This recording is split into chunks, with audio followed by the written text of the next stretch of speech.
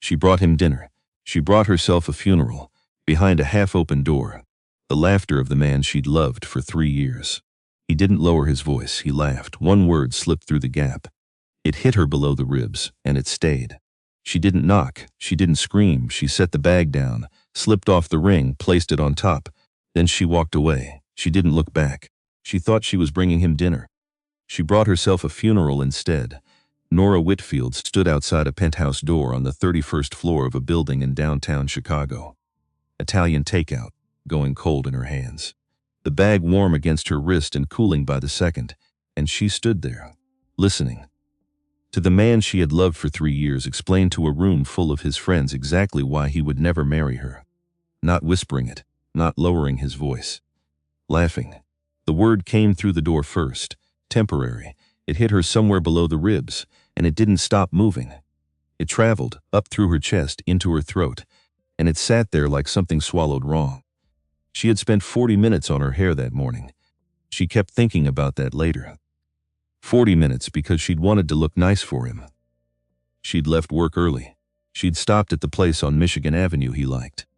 The one with the veal he always ordered, and the tiramisu he pretended he wasn't going to eat, and then ate all of.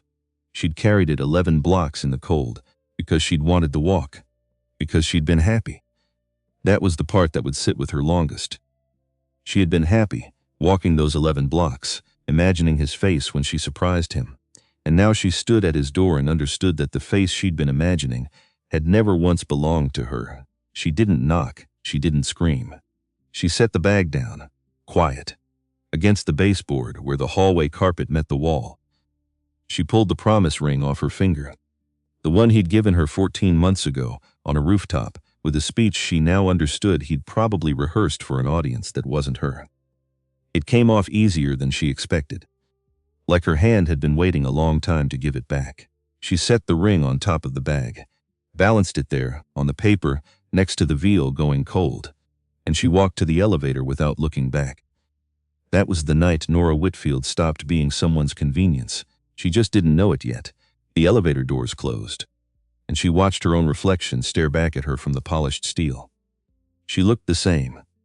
That was the absurd part. Same dark coat, same hair, same tired eyes she'd been hiding under concealer since the end of a brutal work quarter.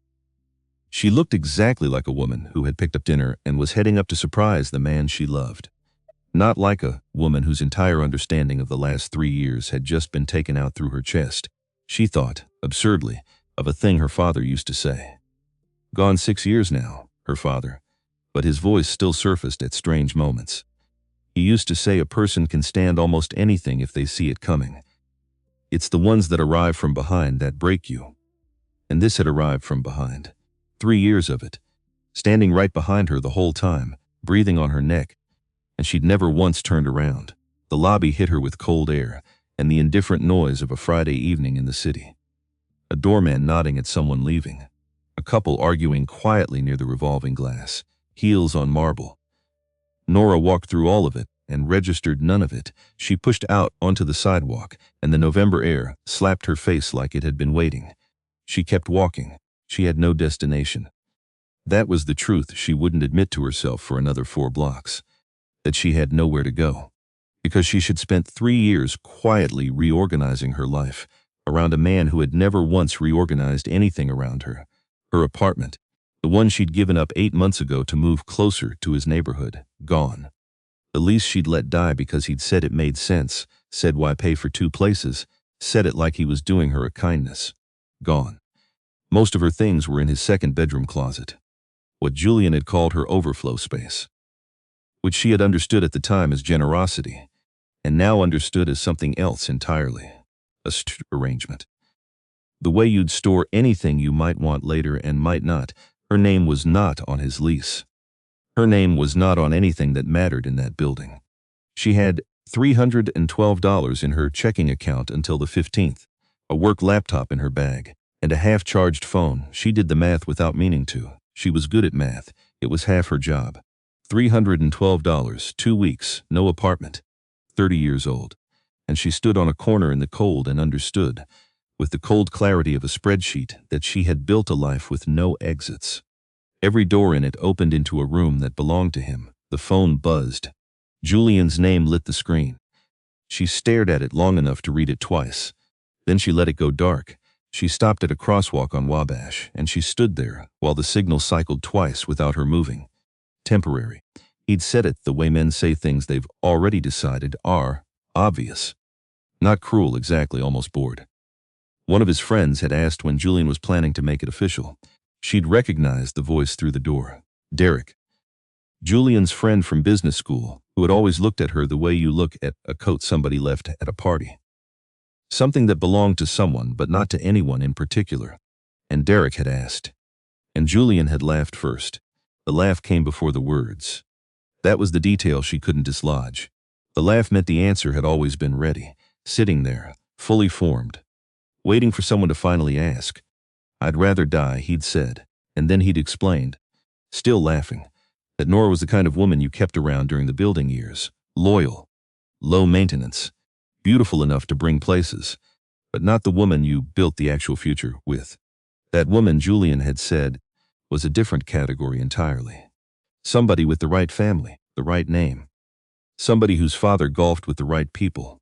And the room had laughed with him, comfortable, easy. The laughter of men who had heard him say this kind of thing before, and agreed with it before and would agree with it again. The signal changed. Nora crossed the street. She kept crossing streets. She didn't decide to. Her legs just kept choosing forward, down Wabash, under the tracks, the L rattling overhead, throwing sparks against the dark, and she walked under it, and thought about how many times she'd walked these blocks toward his building, with her heart light and her arms full and no idea. No idea at all. She had told her mother, last Christmas, that she thought this was the year, that she thought Julian was going to ask. Her mother had cried a little on the phone, happy tears, and asked about the wedding and the dress and whether they'd have it in the spring. And Nora had said maybe, had let herself imagine it, had let her mother imagine it. She was going to have to call her mother, not tonight, but soon. And that thought was almost worse than the door, because her mother had believed it too. Her mother had built a little future in her head, the same way Nora had, out of the same materials, and now Nora was going to have to walk over to that little future and knock it down with her bare hands. She reached the corner of Wabash and Monroe, and she stopped, because she'd finally run out of forward. She called Sabrina from under a street lamp, taxis cutting through the intersection, her breath coming out in short white clouds. Sabrina picked up on the second ring. Hey, are you already at his place? Did he freak out about the surprise? Nora opened her mouth. What came out wasn't words. It was something more structural than that. A sound that started in the back of her throat and arrived as 3 years of careful composure, breaking apart in public under a street lamp on a Friday night. She heard it come out of her and didn't recognize it as her own. It sounded like something an animal makes, something with no vocabulary. Just the raw fact of a thing tearing. Sabrina's voice changed instantly. All the lightness gone, Nora. Where are you? Tell me exactly where you are, Wabash. It was the only word she could find. Wabash and Monroe. Don't move. Stay right there. Stand where there's light. I'm getting my keys. Sabrina, I'm already putting my shoes on. Talk to me. Just keep talking to me. You don't have to say anything real.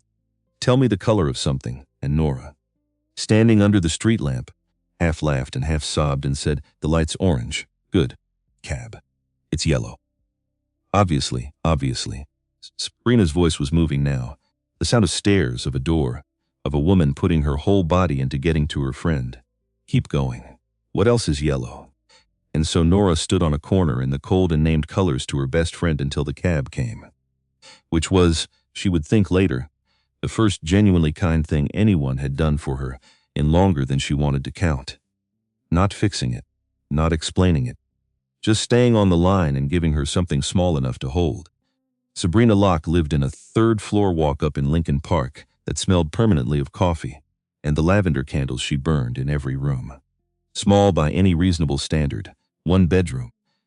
A bathroom with a cracked tile the landlord had been promising to fix for 2 years.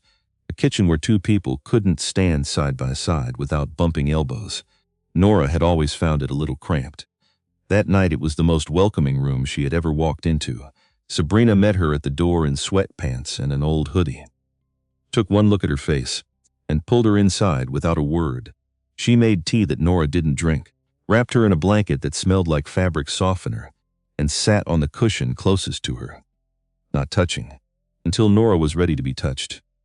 That was the thing about Sabrina. She understood the geometry of grief. She knew when to move in, and when to hold still. She'd learned it, Nora knew, the hard way. Sabrina had lost her own mother at 19, fast.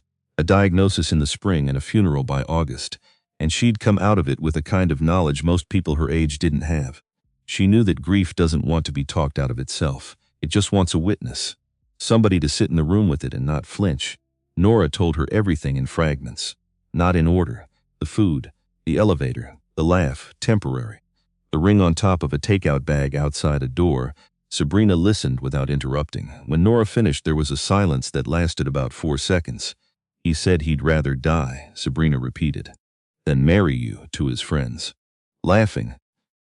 Another silence. "I want to say I'm shocked." Sabrina picked up her own mug, set it back down without drinking. "But what I actually am is furious that it took him this long to show you clearly what he's been showing you blurry for 3 years. That's not helpful right now, I know." "I'm sorry," Sabrina shifted. "You're staying here, obviously. I'll clear the closet in the morning. You take the bedroom. I take the couch. We figure out the rest later. I'm not taking your bedroom. You're taking my bedroom. We'll argue about it tomorrow. When you have the energy to actually fight me." She pressed her hand once, firm over Nora's tonight. "You just stay." Nora nodded. She lay awake most of that night in Sabrina's bed, staring at the ceiling, listening to her friend breathe on the too-short couch through the thin wall. And she catalogued. She couldn't help it. It was how her mind worked when it couldn't stop. She catalogued the signs. Because they were all there now, weren't they? Clear as anything. Now that the blur had lifted, the way he never introduced her to his family at holidays. Always a reason.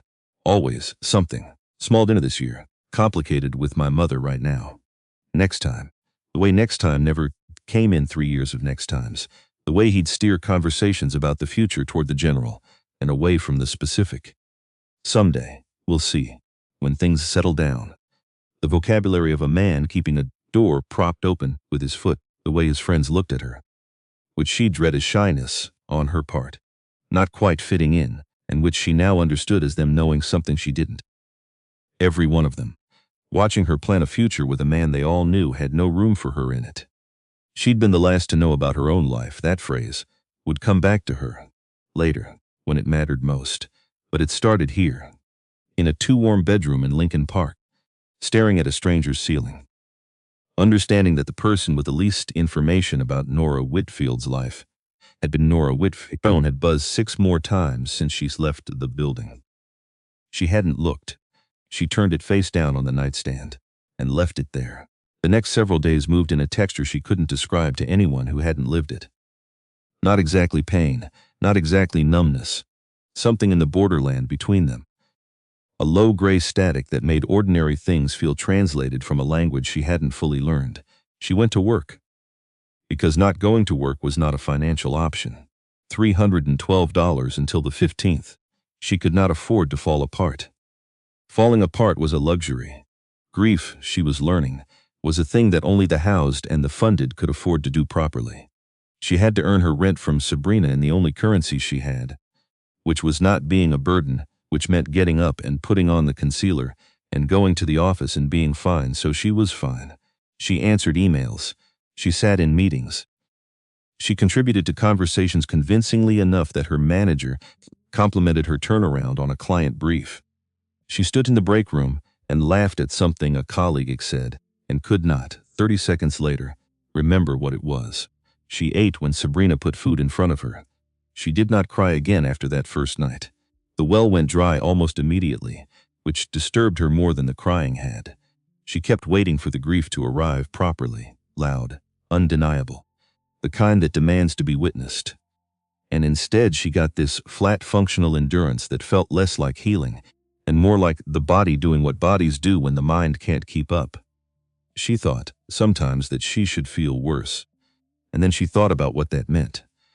That the ending of a 3-year relationship was producing in her something closer to relief than devastation. And that thought was its own small devastation, Because if leaving him felt like setting down something heavy, then what had she been carrying all that time, and why had she called it love? Julian called 11 times in the first 2 days. Texted more than that. She read none of it. She could imagine them, though, the texts. She'd been with him long enough to write them herself. The first ones would be confused.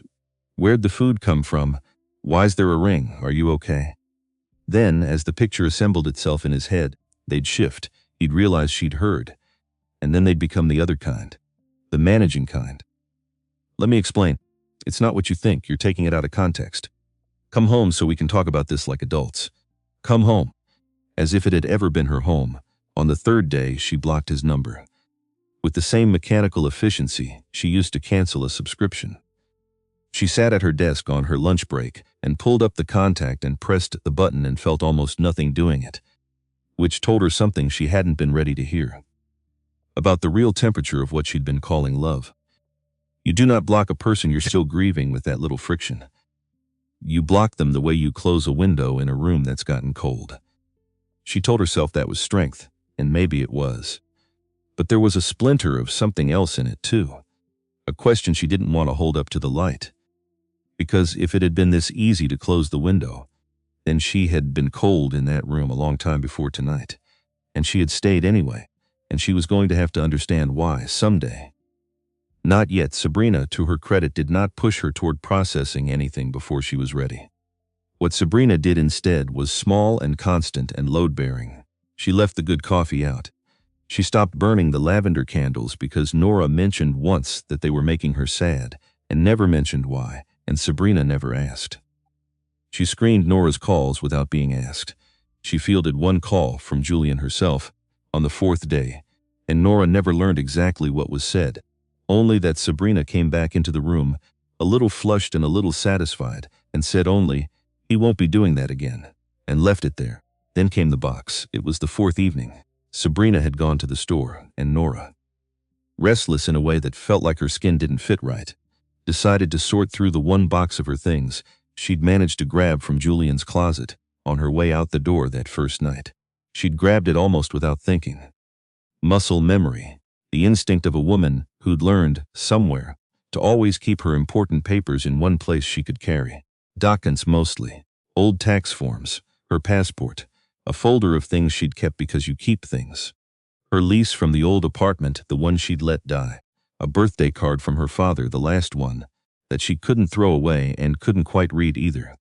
And underneath all of it, at the bottom, a folded contract she didn't recognize. She almost didn't open it. She thought it was Julian's. Something that had gotten mixed into her things. She almost set it aside to return to him, which was, she'd think later, its own kind of dark joke. That her instinct, even now, even 4 days out, was to give the man his property back. She opened it, and the room went very quiet. It was a loan agreement.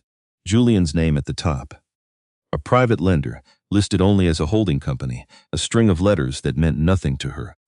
A sum of money large enough that she read it 3 times to make sure she was counting the zeros right. Dated 2 years and 8 months ago. Almost exactly when they'd started getting serious. Almost exactly when she'd started signing things for him. And there, on the 2nd page, under a heading that said collateral and guarantors, her name Nora Whitfield, her signature, which she had never written on this document. Not once, not ever. She knew her own signature. Everyone does, but Nora especially. She'd designed it in college deliberately, the way some people do. A particular loop on the N, a way the W came apart at the end. She'd practiced it. It was one of the small vanities of a young woman who'd wanted to feel like her name meant something. This was close. Whoever had done it had studied hers, had gotten the loop mostly right, had gotten the W almost, but it wasn't hers. She could see the places where the hand had hesitated, where a forger slows down to copy a curve. Her own hand never hesitated on her own name. Nobody's does. She sat on Sabrina's floor with the contract in her hands and felt the last 3 years reorganize themselves in front of her eyes. All those times Julian had asked her to sign things. Quickly, casually, over dinner. This is just a formality for the accountant. This is nothing, don't even read it, you'll be here all night. It's a renter's insurance thing. It's for the joint account we keep talking about opening. Sign here, and here, and here. She had trusted him. She had signed, but she hadn't signed this. This one she'd never seen. Which meant it was worse than the others. The others she could at least tell herself she'd consented to, however blindly. This one he hadn't even bothered to put in front of her. He'd just taken her name. Studied it. Copied it. Because asking her to sign a document that made her personally responsible for a debt this size was a conversation even Julian couldn't smooth over. So he'd skipped the conversation. He'd forged the woman instead. She wasn't a placeholder, that would have been the kind version. A placeholder is just a thing in a spot. Harmless, passive, waiting to be replaced. She was an instrument, a signature, a load-bearing beam in a structure she'd never been shown the blueprints to. If Julian's whole beautiful life came down, this piece of paper meant the wreckage would land on her. Her credit, her name, her $312, and everything she'd ever earn after it. He had built his tower on her foundation and never told her she was holding it up. Something happened in her chest then that was not grief. Grief she knew now. Grief was gray and flat and quiet. This was not that. This was hot and clean and it had edges. This was the first unambiguous thing she'd felt in 4 days, and she sat with it and let it burn, because it was so much better than the static. It was almost a relief. Anger, it turned out, was a thing you could stand up inside of. When Sabrina came home, Nora was still on the floor. Contract flat, in front of her, bags rustling in the doorway and then going still. Sabrina read it. Once, slow. Standing over her friend's shoulder, the milk still in her hand. That's your name. It's not my signature. Sabrina set the milk down on the counter without looking at it. That's forgery, Nora. I know what it is.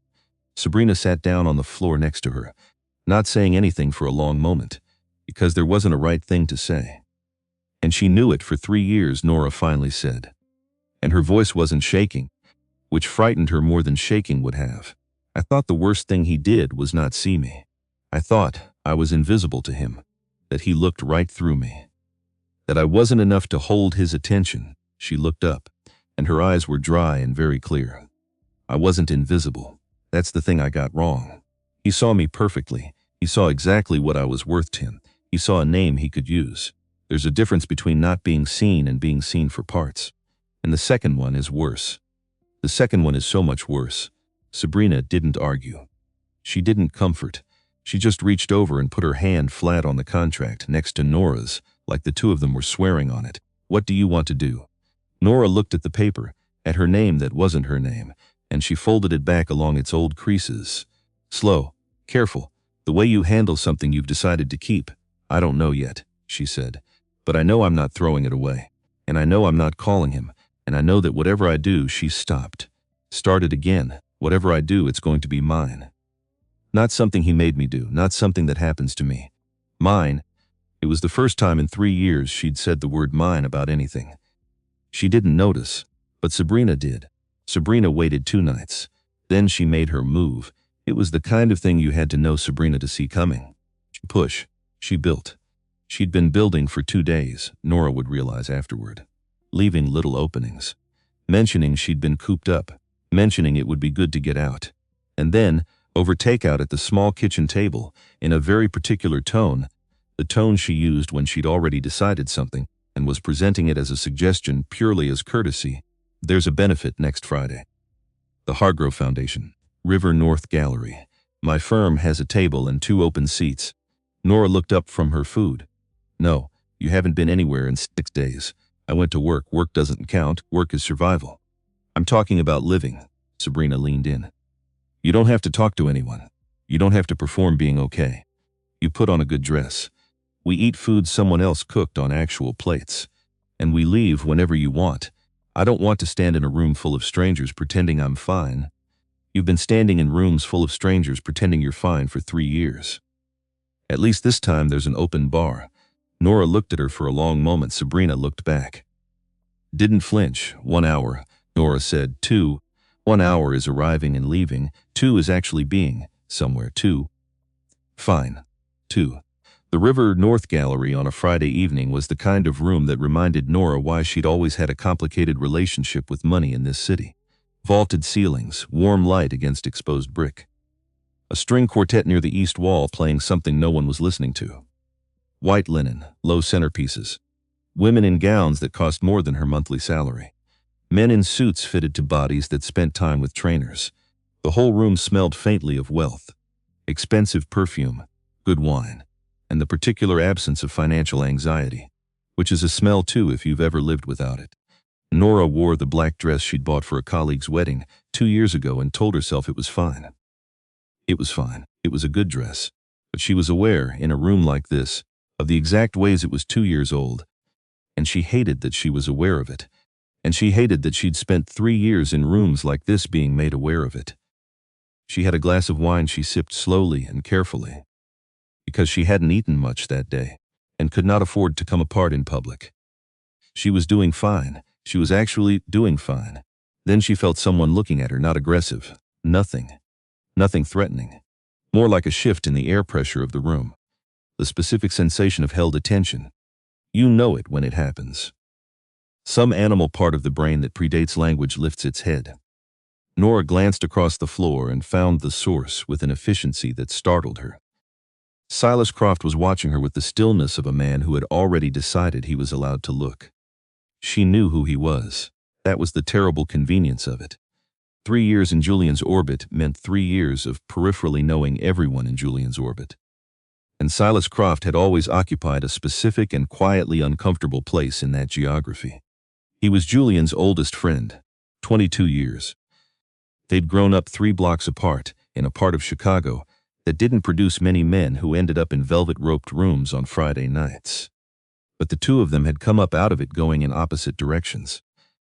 Julian had gotten out through charm and the right handshakes and a talent for making people believe he was already what he was pretending to be. Silas had gotten out the hard way, through work, through a shipping and port logistics operation that half the people in this room did business with, and the other half whispered about, because he'd built it himself. From nothing. And men who build things from nothing tend to make the men who inherit things nervous. He was 36, same as Julian, and where Julian wore his 36 years, like a man determined to still look 28, Silas wore his like a man who'd earned every one of them and wasn't giving any back. And this was the part Nora had always filed away and never examined, one of the most composed human beings she had ever been in a room with. Not cold. Something more deliberate than cold. The stillness of a man who'd learned early that showing your reaction is a form of surrender. She'd seen him, over 3 years, at maybe a dozen of these things. And she'd never once seen him surprised. Never seen him reach. Never seen him do the small, anxious social work that everyone else in these rooms did without knowing they were doing it. He just stood in his own weight and let the room organize itself around him. She'd always kept her distance from him. She'd told herself it was the reputation, the whispers, the awareness that he was a genuinely serious man in a room full of men performing seriousness. But standing there now, caught in his attention, she understood it had never been the danger that made her keep her distance. It had been the attention itself. The quality of it, the way on the rare occasions he'd looked at her across 3 years of these parties, he had actually seen her. Not the way Julian saw her, for parts, the other way. The way that made you feel like the only real thing in a room full of performances. And that had frightened her more than any reputation, because she'd been so used to not being seen that being seen felt like a threat. She looked away first. 30 seconds later, Sabrina touched her arm. "Silas Croft is walking over here, I know.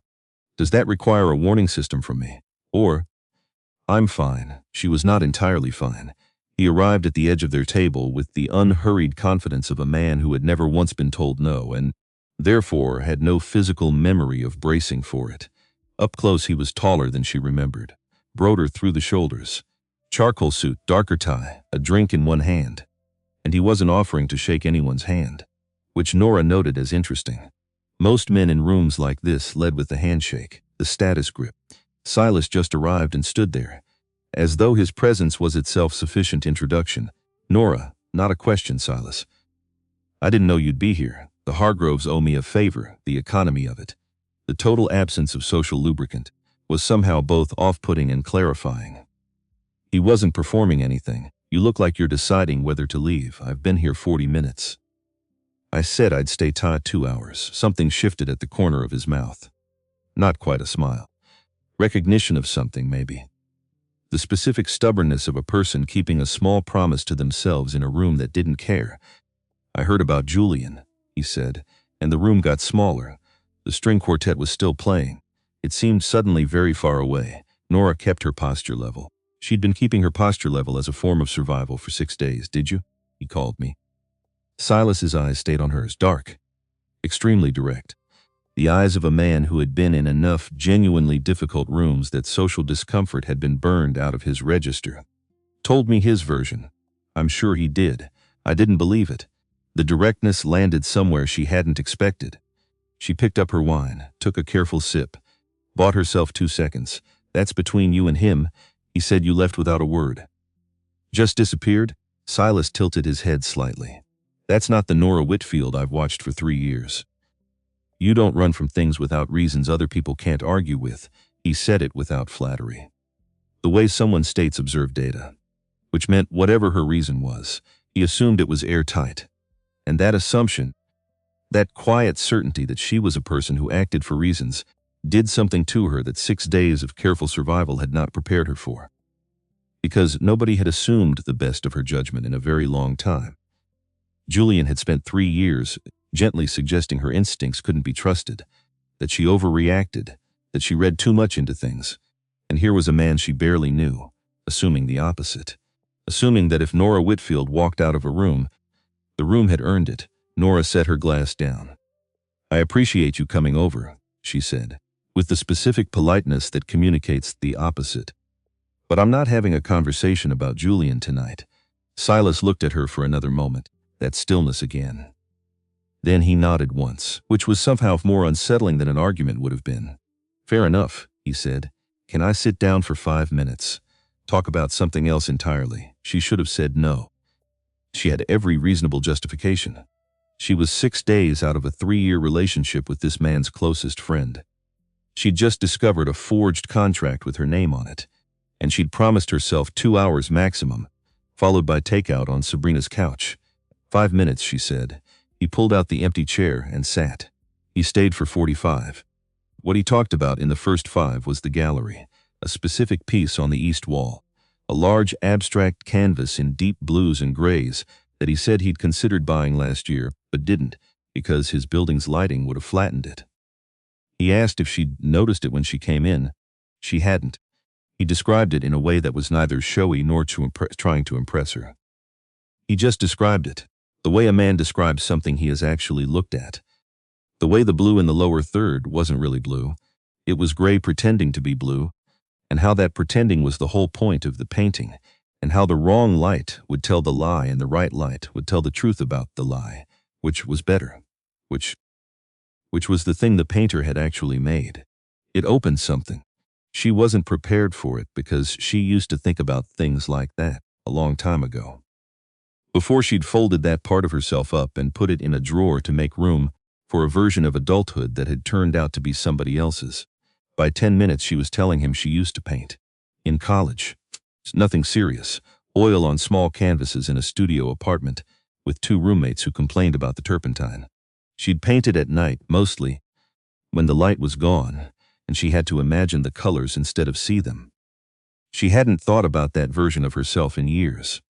She didn't know why she was telling him, except that he'd asked the kind of question that made her want to answer honestly, and she hadn't had one of those in so long she'd forgotten what they felt like. By 20 minutes the conversation had moved somewhere harder, into the territory of what it's like to want a version of your life, to spend years building carefully toward it, only to find one day that the foundation was never real. She didn't mention Julian by name. She didn't need to. Silas listened the way he did everything, with his full unperformed attention, not filling her silences with reassurances, not nodding at intervals to demonstrate engagement. He just listened until she finished.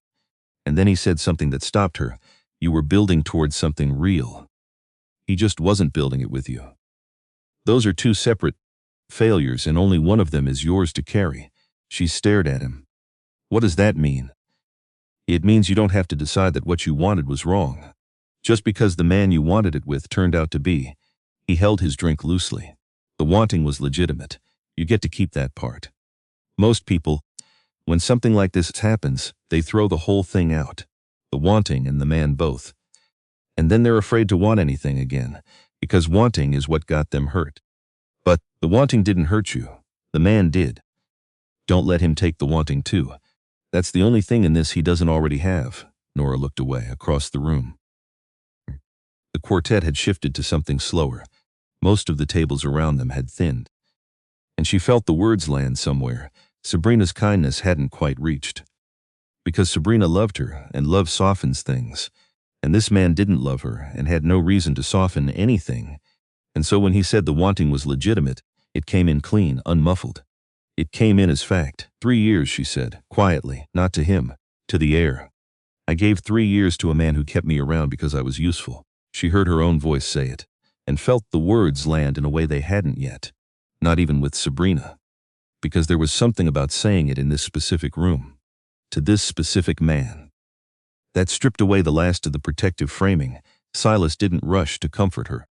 He didn't tell her she was wrong. He said, yes. The honesty of that one word hit her harder than any consolation would have. Because everyone else in her life, out of love, had been trying to complicate it for her. It's not that simple. He must have cared in his way. 3 years isn't nothing. And she'd wanted some part of her for someone to just say the plain, true thing and let it be plain and let it be true. You knew, she said. Not an accusation. A recognition. I saw things I didn't have the right to say. You could have told me, with what standing. I was his friend. The words were flat. Carrying their own accountability. That was a line. There was something else. She could feel it. A weight behind his stillness that hadn't been there a minute ago. Some door he'd opened partway and then decided to hold. There's more, she said. Isn't there? He looked at her for a long moment. And then Silas Croft did something she would not fully understand until later. He set his drink down.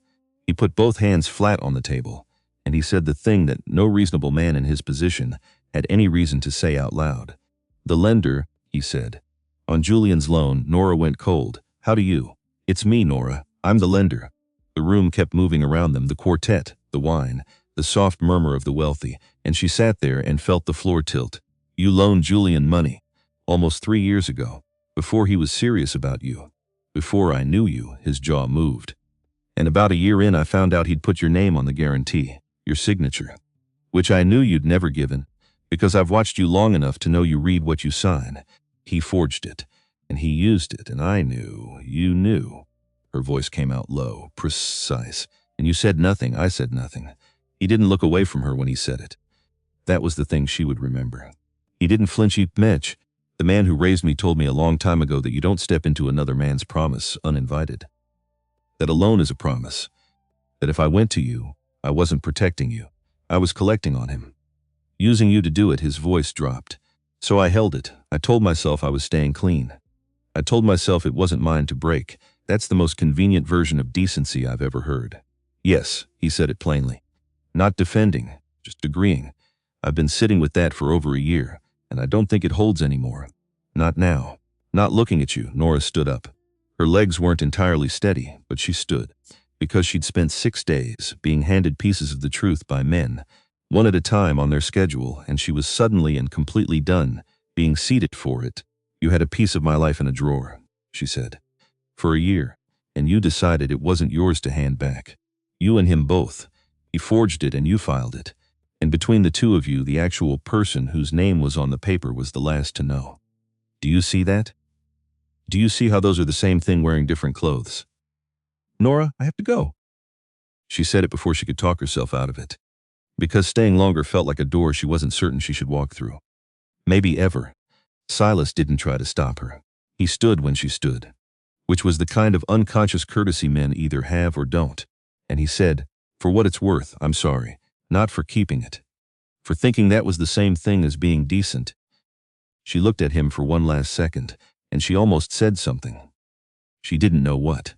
There was a version of the moment where she softened, and she could feel it available to her, and she chose not to take it. Not because he didn't deserve softening, but because she'd spent 3 years softening things for men, and she wanted, just once, to walk away with the hard thing still hard in her hand. Then she picked up her clutch and walked to the coat check, where Sabrina was already standing. Because Sabrina had been watching the entire 45 minutes and had read the room exactly right. They left without ceremony, out into the cold November night, into a cab heading north. Sabrina lasted about 4 minutes. So, don't, I'm just observing, Sabrina. Silence for another minute. Then, carefully, he looked at you. Like you were the only person in a room with 200 people in it. Nora stared out the cab window at the city lights blurring in the rain-slicked streets. She didn't answer because she didn't have an answer that was safe to say out loud. She was furious at him. Genuinely, cleanly furious. And she'd noticed the way he looked at her. And she'd felt, for 45 minutes, more seen than she had in 3 years. And all of those things were sitting in the same place. In the same chest. With no room between them and no way to set any of them down, the cab moved north through the cold.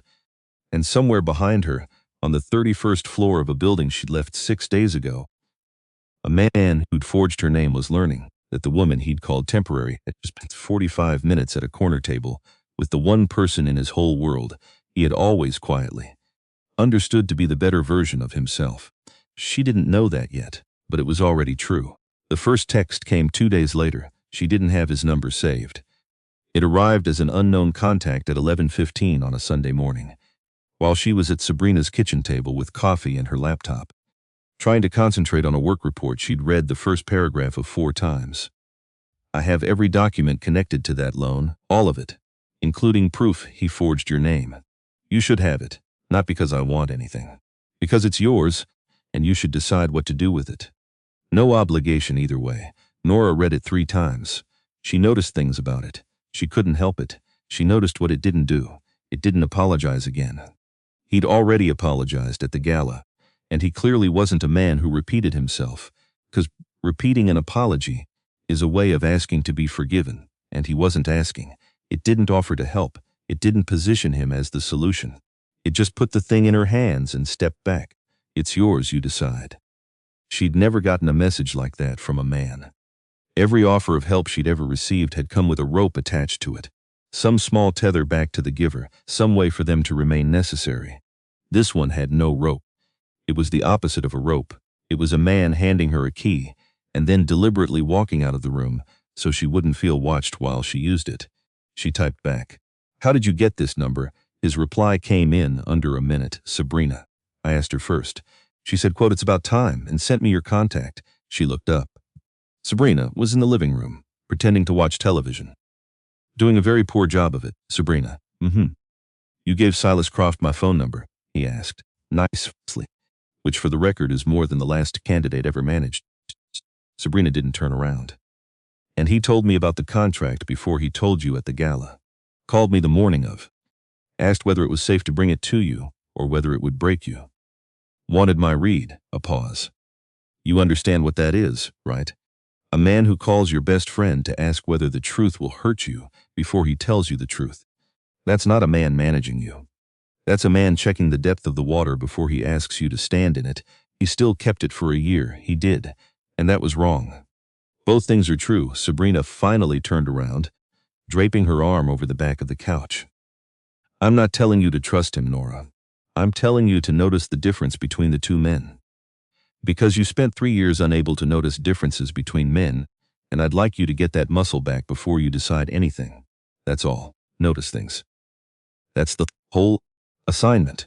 Nora looked back at her phone. She thought about the contract, the forged signature, the year of silence. And she thought about the way he'd said, "I'm sorry," not for keeping it, for thinking that was the same thing as being decent, which was, she had to admit, not the sentence of a man making excuses. It was the sentence of a man who had located his own failure precisely and named it out loud. Julian had never once in 3 years named a failure of his own. Every conversation about anything he'd done had ended with Nora somehow apologizing. She'd walk in wounded and walk out, saying sorry. That was a magic trick when you thought about it, and she'd let him do it to her 100 times. She was still angry. She was allowed to be still angry, but she typed, "Send me everything," and then, before she could stop herself, "And tell me why you kept it. The real reason. Not the one about the man who raised you." His reply took longer this time. Long enough that she watched the little indicator appear and disappear twice. A man choosing his words. A man who did not apparently believe in filling silence just to fill it, because telling you meant telling you why I cared enough to keep track. And I didn't have the right to say that while you were still his. I'm still not sure I have it now. But you asked for the real reason. That's the real reason. She set the phone down, picked it up, set it down again. She was aware of her own heartbeat, which she resented. Because it wasn't the heartbeat of a woman being pursued. She knew that one. That one was anxious, a fluttering, the arrhythmia of trying to be enough for someone who kept moving the bar. This was different, slower, heavier.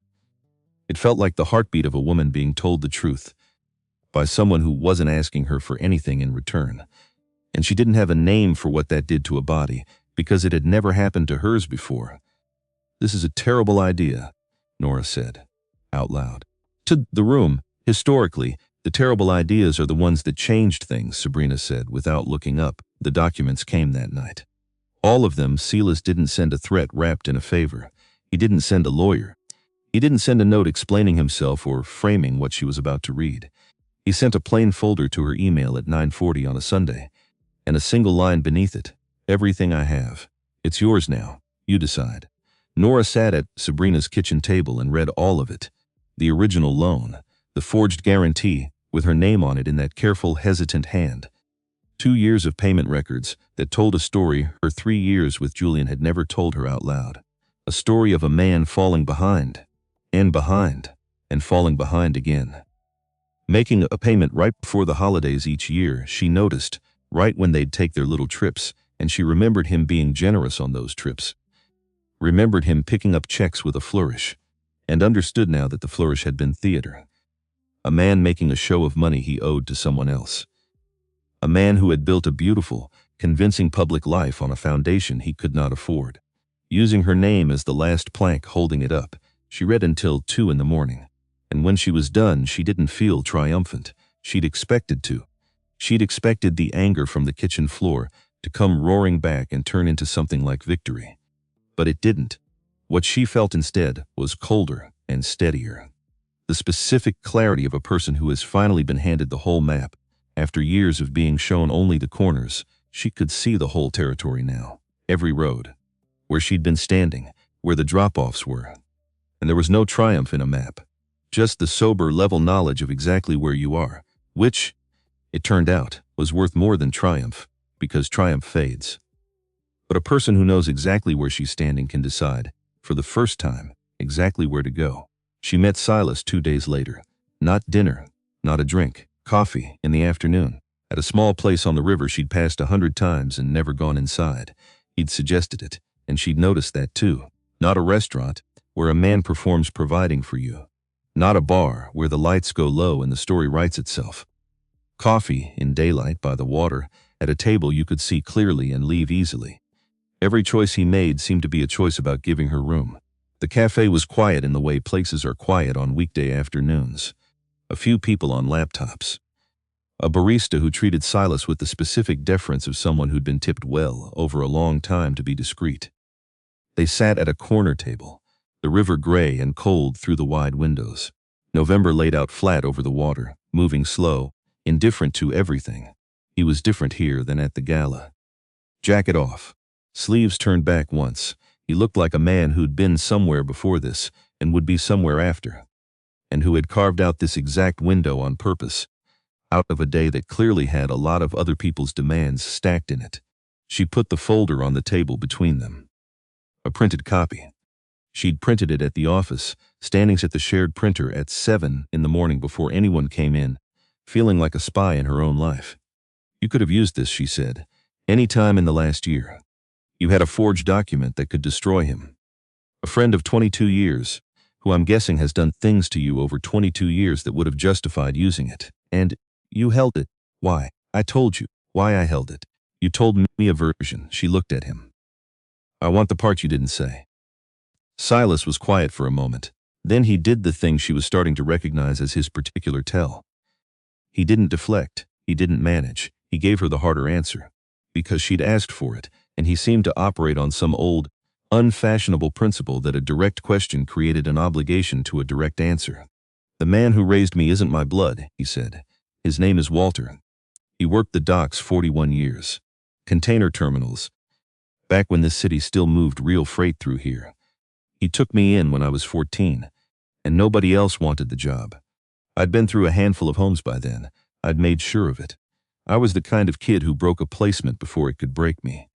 Cheaper that way, I figured. You leave first, it doesn't count as being left. He turned the coffee cup a quarter turn. Didn't drink. Walter took me anyway. Everybody told him not to. He'd just buried his wife.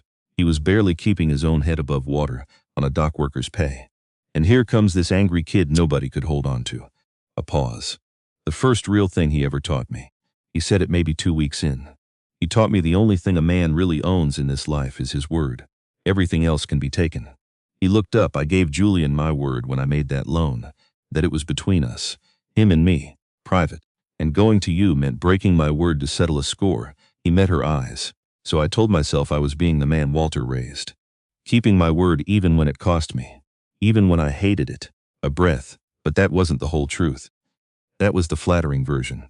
The real version is, I didn't want to be the man who blew up your life, even to save you from it, even when saving you from it was the right thing to do. I was afraid that if I handed you that paper, you'd never be able to look at me without seeing the day I detonated everything you'd built. So I called my cowardice loyalty, and I filed it in a drawer. And I let you keep living inside a lie, because facing you was harder than letting you. Nora sat with that because it was, she realized, the most honest, ugly thing a man had ever said to her. Julian would have died before saying a sentence like that. Julian's whole architecture depended on never once admitting that his motives were less clean than they looked. And here was Silas, laying his own worst motive on the table between them next to the coffee and not reaching to soften it. That's not decency, she said. That's fear wearing decency's coat. I know, he didn't argue. Walter told me the same thing, almost those exact words. 2 nights ago, he's the one who told me to bring it to you. He said I'd hidden behind him long enough. You told Walter about me. Walter's known about you for 3 years. She looked at him, and something in that landed strange and warm and unsettling all at once. That somewhere in this city, an old man she'd never met had been carrying the fact of her around for 3 years. That she'd existed in the mind of a stranger as a person worth mentioning. Worth worrying over before she'd ever known his name. He knows about me. What does that mean? What does he know? Silas was quiet a moment. Choosing again, he knows I met a woman at one of these parties 3 years ago who I couldn't stop thinking about, he said, and that she was with my oldest friend, and that I decided the honorable thing was to stay away from it and hope Julian would turn out to deserve her. His jaw moved. And every year, Walter would ask me how you were doing. And every year I'd have to tell him you were still with Julian and still being made smaller by it. And every year he'd shake his head and say the same thing. He'd say, "That's a shame, Silas. That's a real shame." And I always thought he was talking about you. It took me 3 years to understand he was talking about me. About the shame of a man who sees something clearly and does nothing. Because doing something is hard. Nora looked out at the river. She had wondered, in a distant way, whether this man was dangerous to her in the specific way that charming men are dangerous. Whether the honesty was a technique. She'd been fooled by technique before. But there was no technique here that she could find. Technique wants something. Technique builds toward a close. And this man kept saying things that made himself smaller, less impressive, more culpable. You do not run a con by handing the mark a full inventory of your failures. They talked for 2 hours. She stopped tracking the time after the first 40 minutes. He asked about her work, not politely. Specifically, about a client project she'd mentioned in one offhand sentence at the gala days ago and had assumed he'd forgotten. He hadn't. He wanted to know how it had resolved. She told him. And then he asked a follow-up question that went straight to a structural risk in the deal. A risk she'd been quietly managing for 3 weeks and hadn't said out loud to a single person because saying it out loud would have made it real. She stared at him. How did you know to ask that? Because it's the first thing the client will ask. You don't know my industry. I don't need to. Capital and risk have the same grammar in every language, he said it without showing off. Just stating a thing he knew the way you'd state the weather. I've been on the other side of 100 pitches. The question that scares the person pitching is always the real one. And you flinched, just barely, when you got near it. So I knew where it was. Nobody had ever done that to her. Paid attention that turned her own words back into something more precise than she'd offered. Julian, when she talked about work, had listened the way you listen to weather in a city you don't live in. Present, uninvested, waiting for it to be his turn. This man listened, like her work was a problem worth solving, and her instincts were data worth taking seriously.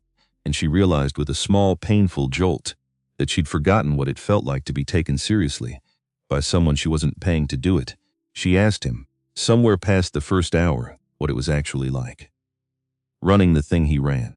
Not the public architecture of it, not the rumors she'd absorbed over 3 years. The actual texture of it. He was quiet a moment. It's lonely in ways that are hard to explain to people who aren't in it, he said. Everybody wants something, and most of them want it from the version of me they've decided is useful to them. The scary version, or the rich version, or the version who can make a problem go away. Almost nobody's interested in the man underneath the version. Why would they be? The version is what pays. He looked at her. There aren't many people I sit across from who want to talk to the actual man. There haven't been in a long time. Why me, she said. Out of a room with 200 people, he held her gaze without flinching. Because you're the only one in any room I've been in for years that I actually wanted to talk to. That's not an explanation. No, he agreed. It isn't, and he let it not be one. He didn't try to build it into something more defensible. He just let the true, insufficient thing sit there between them, unfinished, which was somehow more devastating than any complete answer would have been. She drove home alone that evening, watched the city scroll past in the early dark of a late autumn afternoon, and thought about the fact that the most honest conversation she'd had in years had been with a man who had kept a secret from her for over a year. Both true, at the same time, and she was going to have to learn, she understood, to hold two true things at once. Because that was what being an adult in your own life actually required. Not clean stories, not villains and heroes. Just the hard arithmetic of people who were more than one thing. Her phone lit with a message. From a name she now had saved under a single word. I'd like to do this again, she typed back without hesitation. Yes, she was staring at the city lights, not letting herself examine how long it had been since anything felt this steady when the second message arrived. Julian filed something today. You should know before you hear it another way. I'm coming to you. She went very still, because that was the thing about the arrangement she'd started, without quite naming it, to demand of him. She hears it first, not last. First, and here he was, unprompted, doing exactly that, bringing her the hard news the moment he had it. Not managing it, not deciding whether she could handle it, just handing it to her the way he'd handed her the folder. Her phone buzzed again. Not Silas, an unknown number. A Chicago area code. Stay away from him. I'm warning you. She looked at it for a long moment, then a third message. A different unknown number. You made a mistake. Silas met her at Sabrina's 20 minutes later. He came up the stairs. Didn't crowd the doorway. Stood in the small kitchen with his jacket still on, filling the cramped room in a way that made it feel smaller and, strangely, safer, and told her plainly. Julian filed a financial crimes complaint this afternoon, with the city, naming me, and naming you as a knowing associate. The cold started at the base of her spine and moved up with deliberate efficiency. That's insane. I have nothing to do with... I know that, steady, but there was something underneath the steadiness that wasn't. Something cold and contained and pulled back on purpose. The complaint is manufactured. It goes nowhere in the end. My lawyers are already on it. But the process takes time. And during that time, the complaint is a matter of public record, which is the whole point of it.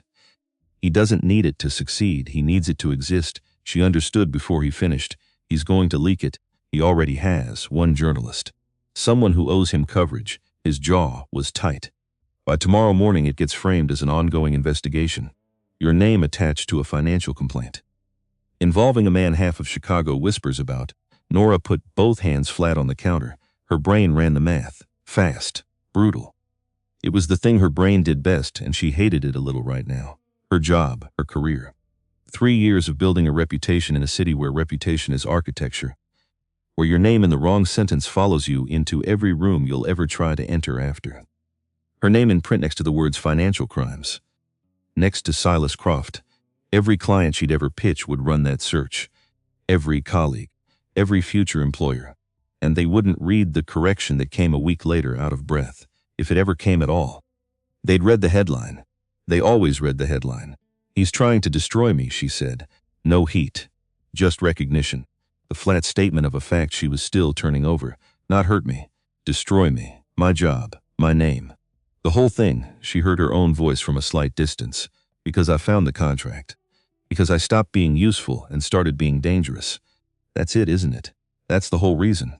I became a risk to the story he tells about himself. And you don't wound a risk. You eliminate it.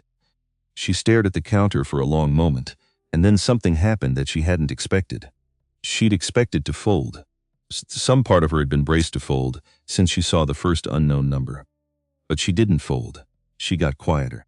And underneath the quiet, something turned over. Something that felt less like fear and more like the exact moment a person decides they are done being afraid of a man's noise. Because that's what it was. Noise. A man who'd run out of quiet ways to control her, screaming through official channels. And the screaming was terrible and it could genuinely ruin her. And it was still, at bottom, just a scared man making noise. "Then here's what happens," she said. And her voice had a new floor under it. "You don't fix this for me. You give me what I need to understand it, and then I decide what to do with it. This is my name he's using again. Second time now. And this time I'm going to be the one who decides what my name does." Silas looked at her for a long moment, and something moved in his face that she was learning to read around the edges. Respect, maybe. Or the confirmation of something he'd already suspected about her, back at a gallery, watching her walk away, with a hard thing still hard in her hand. "Sit down," he said. "I'll tell you everything I know about how he fights." But before he could, there was a knock at the door. Not the man he'd sent to watch the building. Someone older. The knock itself was different. Slower. The knock of a man who'd never once in his life needed to hurry to be listened to. Nora opened it. An old man stood in the hallway. 68 years old, broad, through the shoulders in the way of a man who'd carried weight for a living and never fully lost the frame of it. Even now, even with the years pulling him down at the edges. Gray hair, combed flat and damp, like he'd fixed himself up before coming. A canvas coat that had seen a lot of Chicago winters, and hands. She noticed the hands first, big and scarred and carved out of decades of the docks, the kind of hands that had held ropes and hooks and cold steel for 41 years, and would never again look like anything but what they were. "You must be Nora," he said, and his voice was low and unhurried and warm. "I'm Walter. I raised this one." He tipped his head at Silas, who had gone still in a way Nora hadn't seen from him before. Not his usual stillness, the composed kind, the kind he wore like armor, a different stillness. The way a grown man goes quiet in front of the one person on earth he has never once been able to perform for. She watched 36 years fall off of Silas Croft in a single second. Watched the port magnate, half of the city, whispered about become. For just a moment, a 14-year-old boy caught doing the wrong thing by the only man whose disappointment he couldn't survive. "Walter," Silas said. "How did you?" "My grandson's parked downstairs watching the door. He called me. Said there was trouble. Said the girl was in the middle of it." Walter stepped inside, slow, deliberate, filling the doorway and then the room. "So I came. Because a man doesn't sit in a warm house drinking his coffee while somebody's across town making a young woman's whole life miserable. I'm too old for a lot of things now." "I'm not too old for that." He looked at the folder on the table, the one with the loan. And his face jumped in quiet and sad, an old man looking at the paper evidence of a long-running failure he'd had a hand in. "That the paper Julian forged. You know about that," Nora said. "I know. My boy's been carrying it around like a stone in his boot for a year." Walter pulled out a chair, lowered himself into it heavy, the way big old men do, testing the chair with his weight before trusting it. Looked at Silas, and I know I gave him some advice about it, one that I've since had to come and take back. I told him a man doesn't step into another man's promise. Which is true. It's still true. He turned his big scarred hands over on the table, palms up, like a man showing he was holding nothing. But there's a thing I left out of it. And I've been thinking about the thing I left out with you for a year now. A man doesn't step into another man's promise. Fine. But a man also doesn't stand on the bank and watch somebody drown, just because the water technically isn't his. I taught him the first half of that and forgot to teach him the second. And you've been paying for the half I forgot. He looked at Nora directly then. Full on. Kind and unflinching at once. He should have come to you a year ago, and I'm the reason he didn't. I gave him a rule and let him hide inside it. So I want you to know that. So you point your anger where it actually belongs. Half of it's his. But half of it's mine. And I'm too old to let a young man carry a thing that's got my name on it too. Nobody said anything for a moment, because it was, Nora thought, the first time in this entire nightmare that a man had walked into a room and picked up a piece of blame that was genuinely his, not to be forgiven. He wasn't asking for anything, not cornered into it. No lawyer had made him. No leverage had forced it. He'd simply looked at a wrong he'd contributed to and walked across a cold city to stand in front of it and say so out loud to a stranger. She'd forgotten men could do that. She'd started to believe over 3 years that they couldn't. That accountability without an angle was a thing that didn't exist in the wild. "Why are you here?" she said.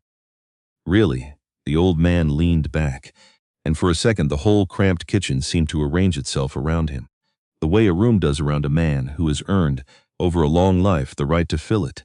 "Because tomorrow morning your name goes in a newspaper next to a lie," Walter said. "And I've lived long enough to know exactly how those work. The lie moves fast. The lie's got a good pair of shoes on. And the truth comes limping in behind it a week later, out of breath. And by then, nobody's at the finish line to see it arrive." He looked at her steadily. "So before that happens, I'm going to go have a conversation with Julian Brandt, man to man, in daylight, where I can see his face and he can see mine." Silas straightened. "Walter, that's not a good, I'm not going to touch him." Walter didn't raise his voice.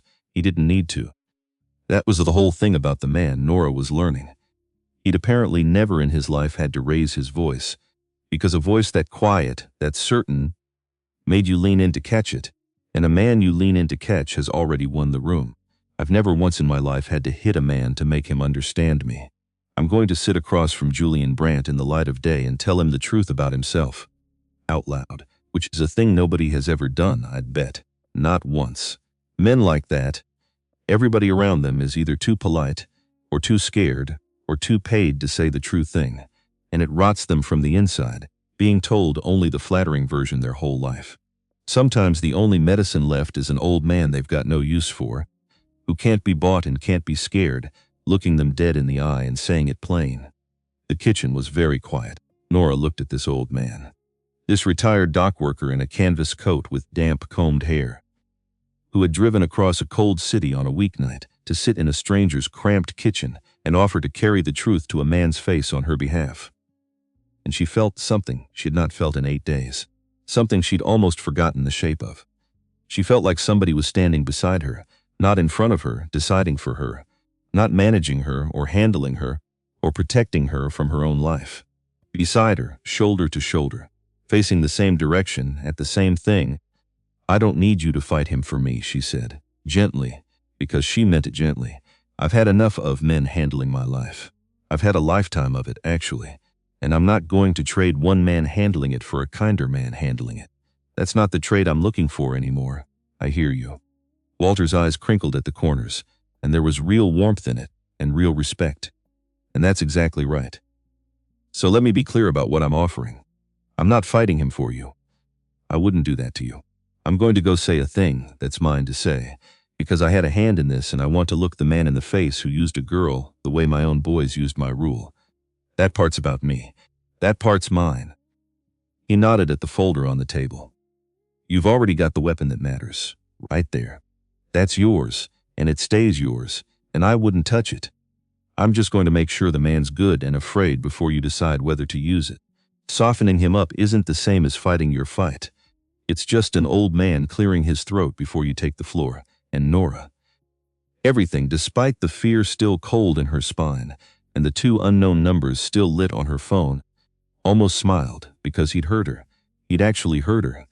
He'd taken the exact thing she needed and handed it back to her whole. Not the help she was afraid of. A different kind.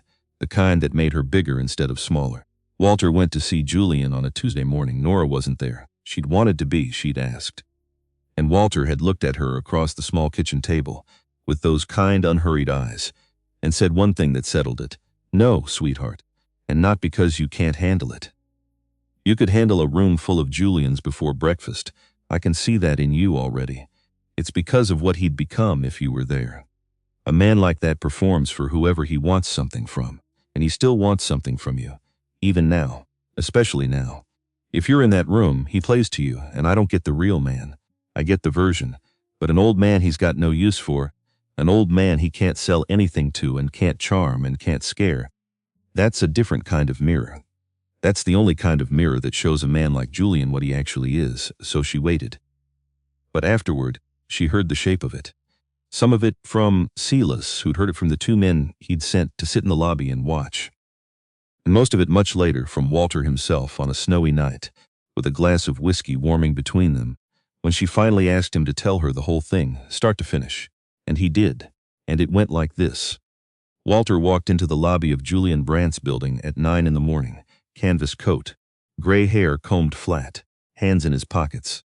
He gave the desk a name Julian would recognize, an old family name from the yards, and he watched the desk man's face change when he heard it. And then Walter sat down in one of the low leather chairs to wait, the way a man waits for a bus, patient, unbothered, reading the building's own art on the walls with the mild interest of a man who had all the time in the world and none of the nerves. Julian came down. He came down because a part of him, the part raised to understand old Chicago money and older Chicago power, could not come down when a man like Walter Croft was sitting in his lobby asking for him by name. There are men whose mere presence in a room is a summons.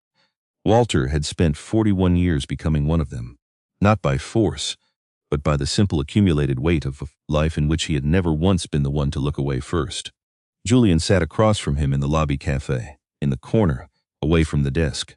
He tried to arrange his face into something like control. He almost managed it. But Walter had watched men try to arrange their faces for 4 decades, on docks and in union halls and across kitchen tables, and he knew the difference between a calm man and a man performing calm the way you know, the difference between a wall and a photograph of a wall. You know who I am, Walter said. Not a question. You raised Silas, I raised Silas. Walter nodded slow. 41 years I worked the docks in this city, loaded ships, broke my back doing it, buried a wife along the way, and in all that time, I met about every kind of man there is, good ones, bad ones, weak ones who turned out strong, and strong ones, who turned out to be nothing but muscle around a coward, and there was one kind I could never quite figure out. Took me most of my life to see the pattern. A pause. You're that kind. The kind that never learned there's a difference between a person and a thing you can use. To you, they're the same. Always have been. It's not even cruelty, exactly. Cruelty would mean you saw them as people first. You just never made the distinction at all. I don't have to sit here and... You do, though. Walter didn't move. Didn't lean in. His voice stayed low and even and completely without threat, and that was precisely what made it land like a hand on the back of the neck.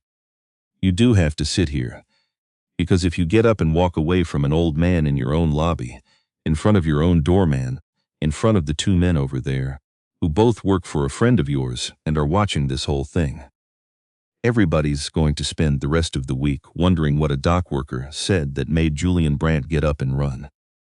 And you cannot afford, right now, one more person in this city wondering one more thing about you. Can you? The silence that followed told Walter he was right. So sit, Walter said. I'll be brief. I'm too old to enjoy the sound of my own voice the way I used to. Julian sat. You forged that girl's name, Walter said, on a loan.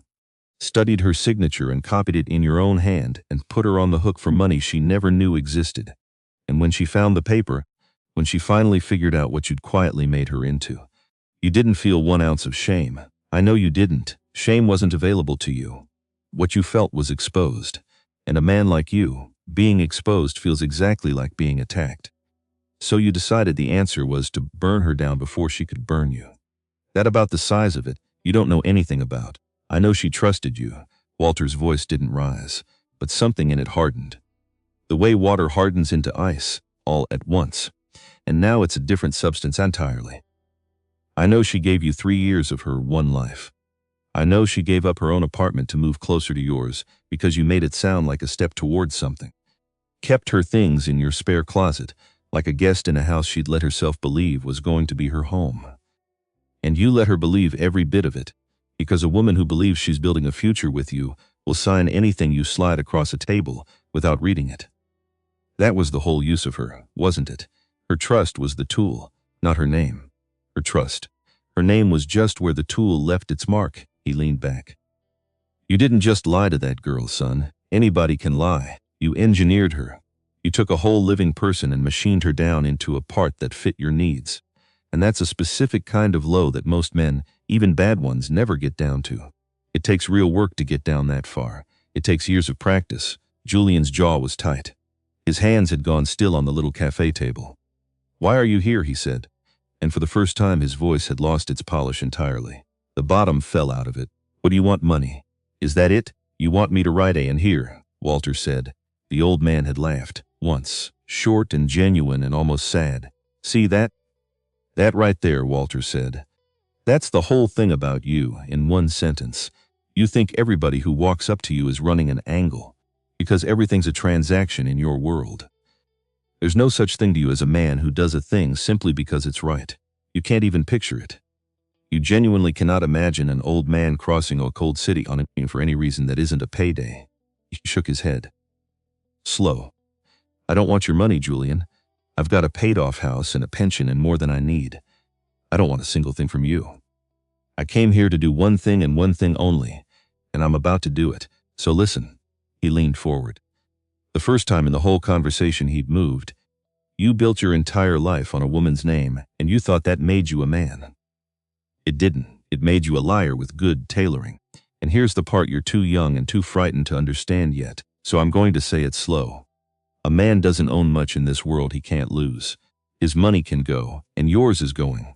His health goes. In time, mine's half gone already. People leave, and they'll leave you, son.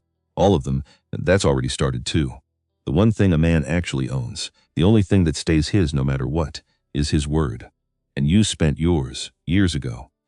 On the very first person you found easy enough to lie to, he stood. Buttoned his coat, unhurried, one button at a time. You're not broke because of any newspaper, Julian. You've been broke a long, long time.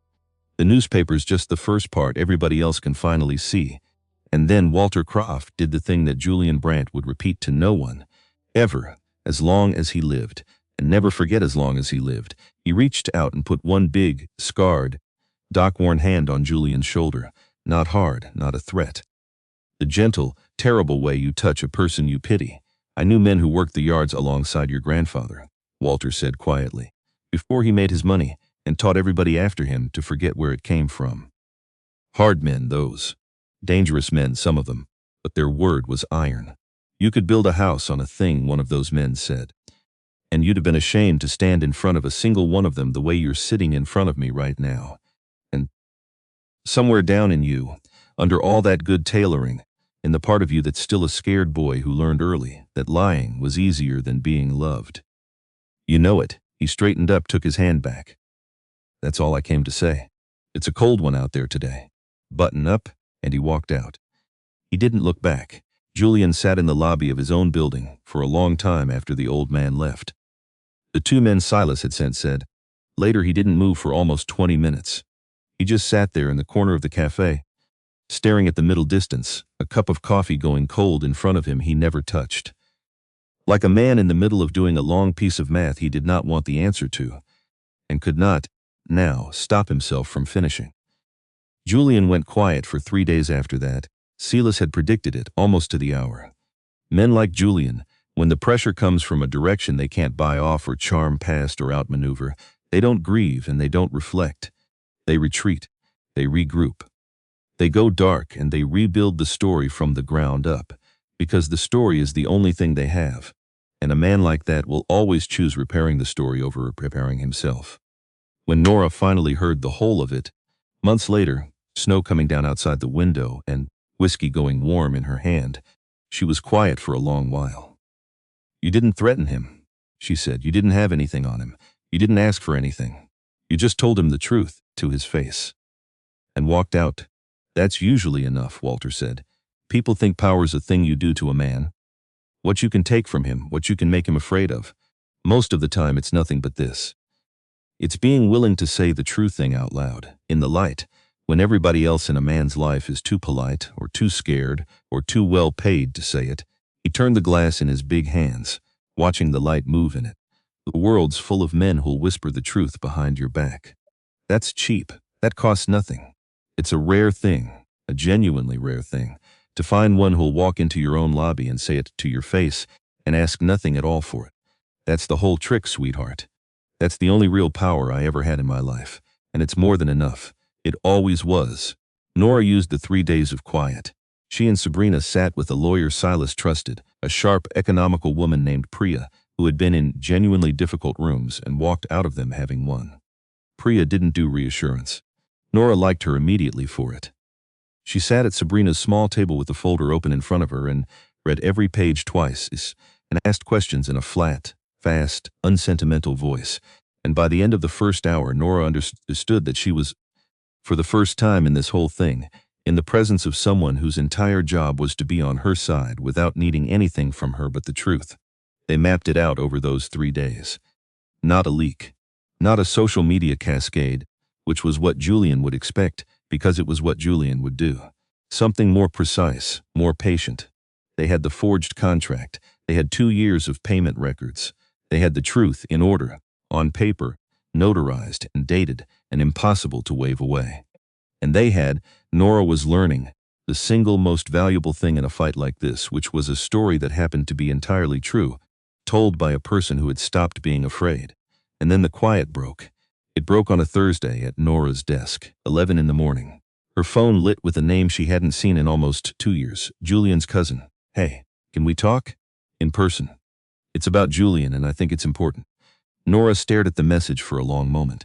Then she showed it to Sabrina over lunch. Sabrina read it, set the phone down, ate a bite of her salad, chewing thoughtfully, taking her time, and said, "He sent her, probably. That cousin has never once voluntarily reached out to you in 3 years.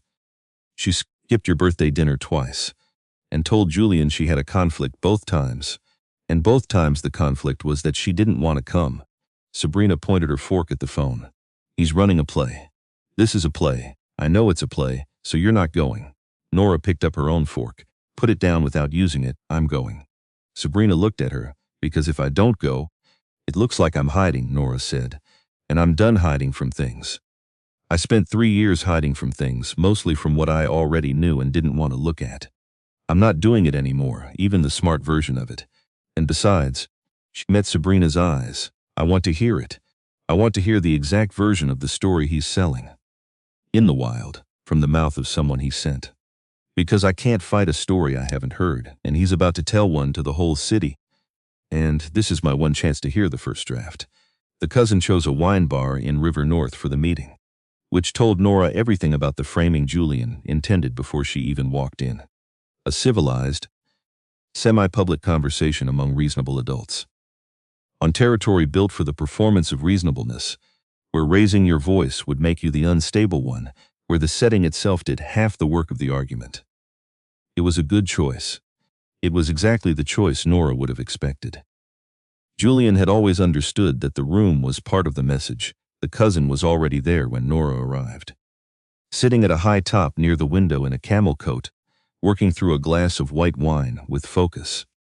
She was 32 and had the specific Chicago polish of a woman, raised to understand that appearances were architecture. And she stood when Nora arrived, and the warmth in her voice was a performance Nora could now, after 6 days of learning to notice things, see the machinery behind clearly. "Thank you for coming. Please, sit. Do you want wine?" "Let me get you a glass. I'm fine," Nora said.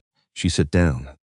And she did not take her coat off, which was a physical statement she was fully aware of making.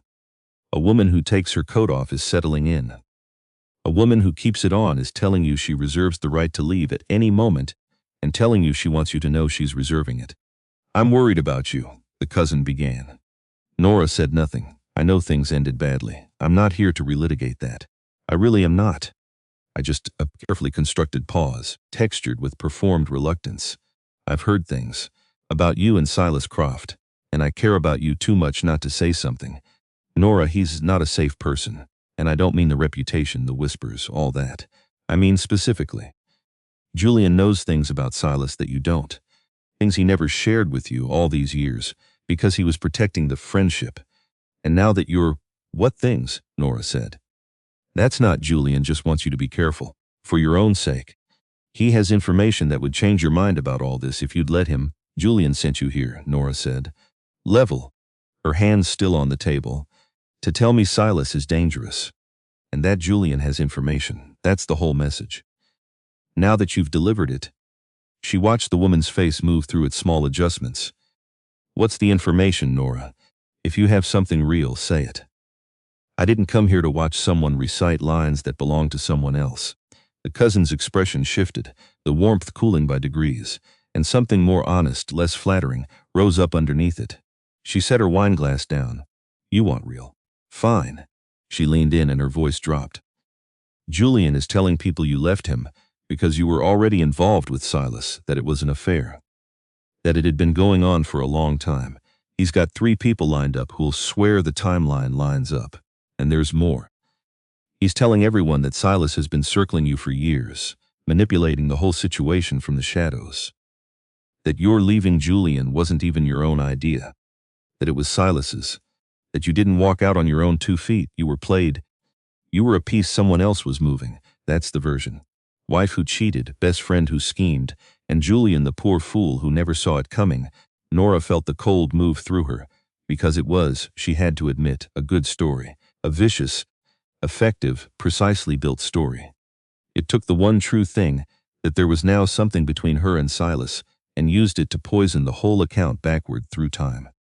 It took her hardest one thing, the decision to walk out on her own, and stole the authorship of it. In Julian's version, she hadn't left him. She'd been taken. She hadn't chosen. She'd been chosen for— That's a lie, she said. I know that. The cousin said it fast. Quiet. Almost urgent. I'm not saying I believe it. I'm telling you what he's building. Because by next week, Nora, it's going to be everywhere.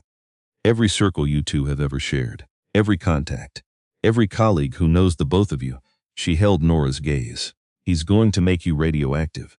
And he's going to do it publicly enough and thoroughly enough that even the people who genuinely like you won't want the drama of standing anywhere near you.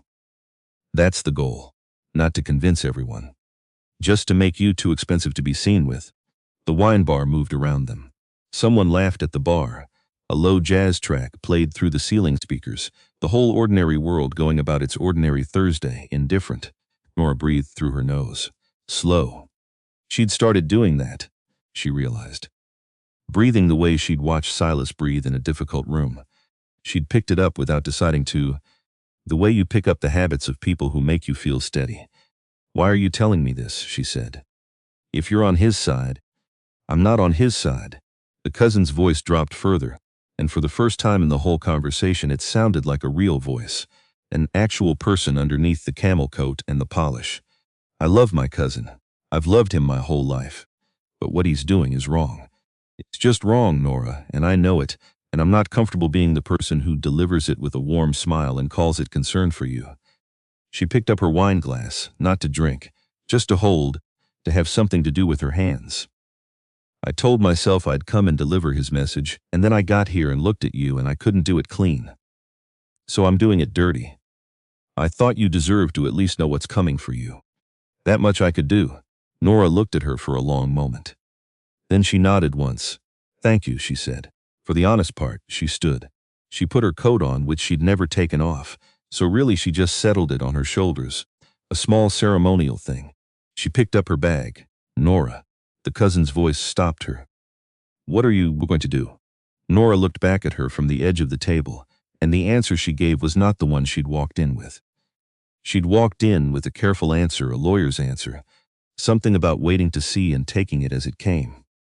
But somewhere between the door and this moment, a different answer had formed, built out of 3 years and a month and a forged signature and an old man in a canvas coat and a folder full of the truth sitting notarized on Sabrina's table. I'm going to stop being afraid of what he tells people, she said. That's what I'm going to do. She walked out into the November cold, and she called Silas before she was even halfway down the block, the cousin. He sent her. She was walking fast now, her breath visible, her heels sharp on the pavement. An affair narrative, 3 witnesses, and a version where you're the puppet master pulling strings for years, and I never once made a real choice in my own life. That's the story, that I didn't leave him. That I was taken, a silence on his end. Not the silence of a man without a response. The silence of a man deciding which of his available responses to give her. He's not just lying about what happened, Nora said. And here her voice tightened, because this was the part that had gotten all the way in past her guard. He's rewriting who I am. He's turning the whole thing into a story where I'm not even a person in it. I'm just a thing that things happen to. A prize that two men fought over. And the one part of this whole nightmare that I'm actually proud of, the part where I stood in a hallway and set down a ring and walked away on my own, 2 feet. Before I even understood why. He's taking that. He's making even that belong to somebody else. I know, Silas said, and his voice was even. But there was something contained and very cold underneath the evenness, something pulled back hard on a chain. I know exactly what he's doing. It's the smartest cruel thing he's ever built, and I'm sorry, because it's aimed precisely at the thing you'd most want to protect. Nora stopped walking, stood on the corner. People flowed around her without noticing, the way the city always flows around a person having the worst moment of their week. Come to me, Silas said. To strategize, not because of this. Quiet. Direct. Just come. I want to see you. That's all. No plan attached to it. I just want you in the room, and that, she'd think later, was the thing that decided it. Not a plan. Not an offer to fix it. Just a man saying he wanted her in the room with nothing attached. At the exact moment, another man was working to erase her from her own story. She stood at the exact center of the point of no return, and she knew it. There was a version of the next 5 minutes where she said, I need time to think, and pulled back, and let it cool, and gave his lie room to settle into a shape she couldn't break. She could see that version with total clarity. She could also see that she had been living inside a version of that exact choice for 3 years. Pulling back, cooling things, giving the safe option room to settle. Choosing the lane that kept her small and unhurt and unseen. Send me the address, she said. He did. She got in a cab and gave the driver the street. And as the city moved past her window in the gathering dark of a November afternoon, she felt the last of the caution she'd been rationing dissolve into something else entirely. Not recklessness, not impulse. Something with more gravity than either of those. Something with weight instead of speed. The cab pulled up to a building she recognized as one of the addresses in the part of the city where the real work of Silas Croft's life happened. Not the charity galas, not the cafe by the river. This. She got out. She went inside, and she was in the elevator, watching the floors climb in the little illuminated numbers, when her phone buzzed one more time. Not Silas, not the cousin, not one of the unknown numbers. A woman's name she didn't know, Miss Whitfield. My name is Naomi Reyes. I'm a journalist with the Tribune. I've been working on a piece about Julian Brandt for 3 weeks, and before this goes any further, before you do whatever you're about to do, there's something you need to know. Something that happened 18 months ago. Something about what Silas Croft has been doing on your behalf. Without your knowledge. For considerably longer than you think. The elevator doors opened, and Nora stood there, not stepping out. Her thumb hovering over the screen, her heart doing something complicated and dark in her chest, because she'd finally, after 3 years, started walking toward the truth instead of away from it. And the truth, it turned out, had one more room in it. One more door she hadn't opened yet, and she was standing right outside it. She read the journalist's message standing in the open elevator, something about what Silas Croft has been doing on your behalf. Without your knowledge, for considerably longer than you think. The doors began to close on her. She put her hand out, stopped them. And she stepped into the hallway with her heart doing something she didn't have a name for. Because just when she decided to trust him, just when she'd let the caution finally dissolve, let herself get in a cab and cross the city toward him, the ground shifted one more time. Under a floor she'd thought she had finally found solid, she didn't call the journalist back. Not yet. She'd learned something, over the last week, about the order in which you take in bad news. You take it in from the source you can look in the eye. Not from a text, not from a stranger. From the face of the person it belongs to. She walked to his door, and she knocked.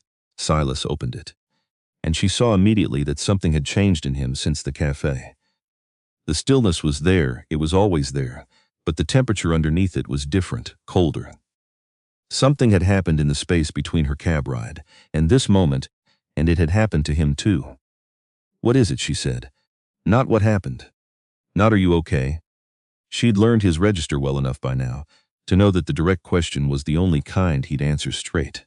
He looked at her for a long moment. "Sit down. Tell me standing up." "I'm not going to fall over." He stepped back to let her in. The apartment was different from anything she'd seen of him. Larger. Lived in the specific way of a place that belonged to a man rather than merely housed him. Bookshelves with actual books, some of the spines cracked from being genuinely read. A kitchen that smelled of coffee, and something darker underneath it. Wood and leather and the accumulated atmosphere of a man who spent real uninterrupted time in a space. The city stretched out through floor-to-ceiling windows, 14 floors down, cold and luminous and vast, and on the far wall, leaning, not yet hung, the painting from the gallery, the deep blues and grays. The one he'd said needed north-facing windows.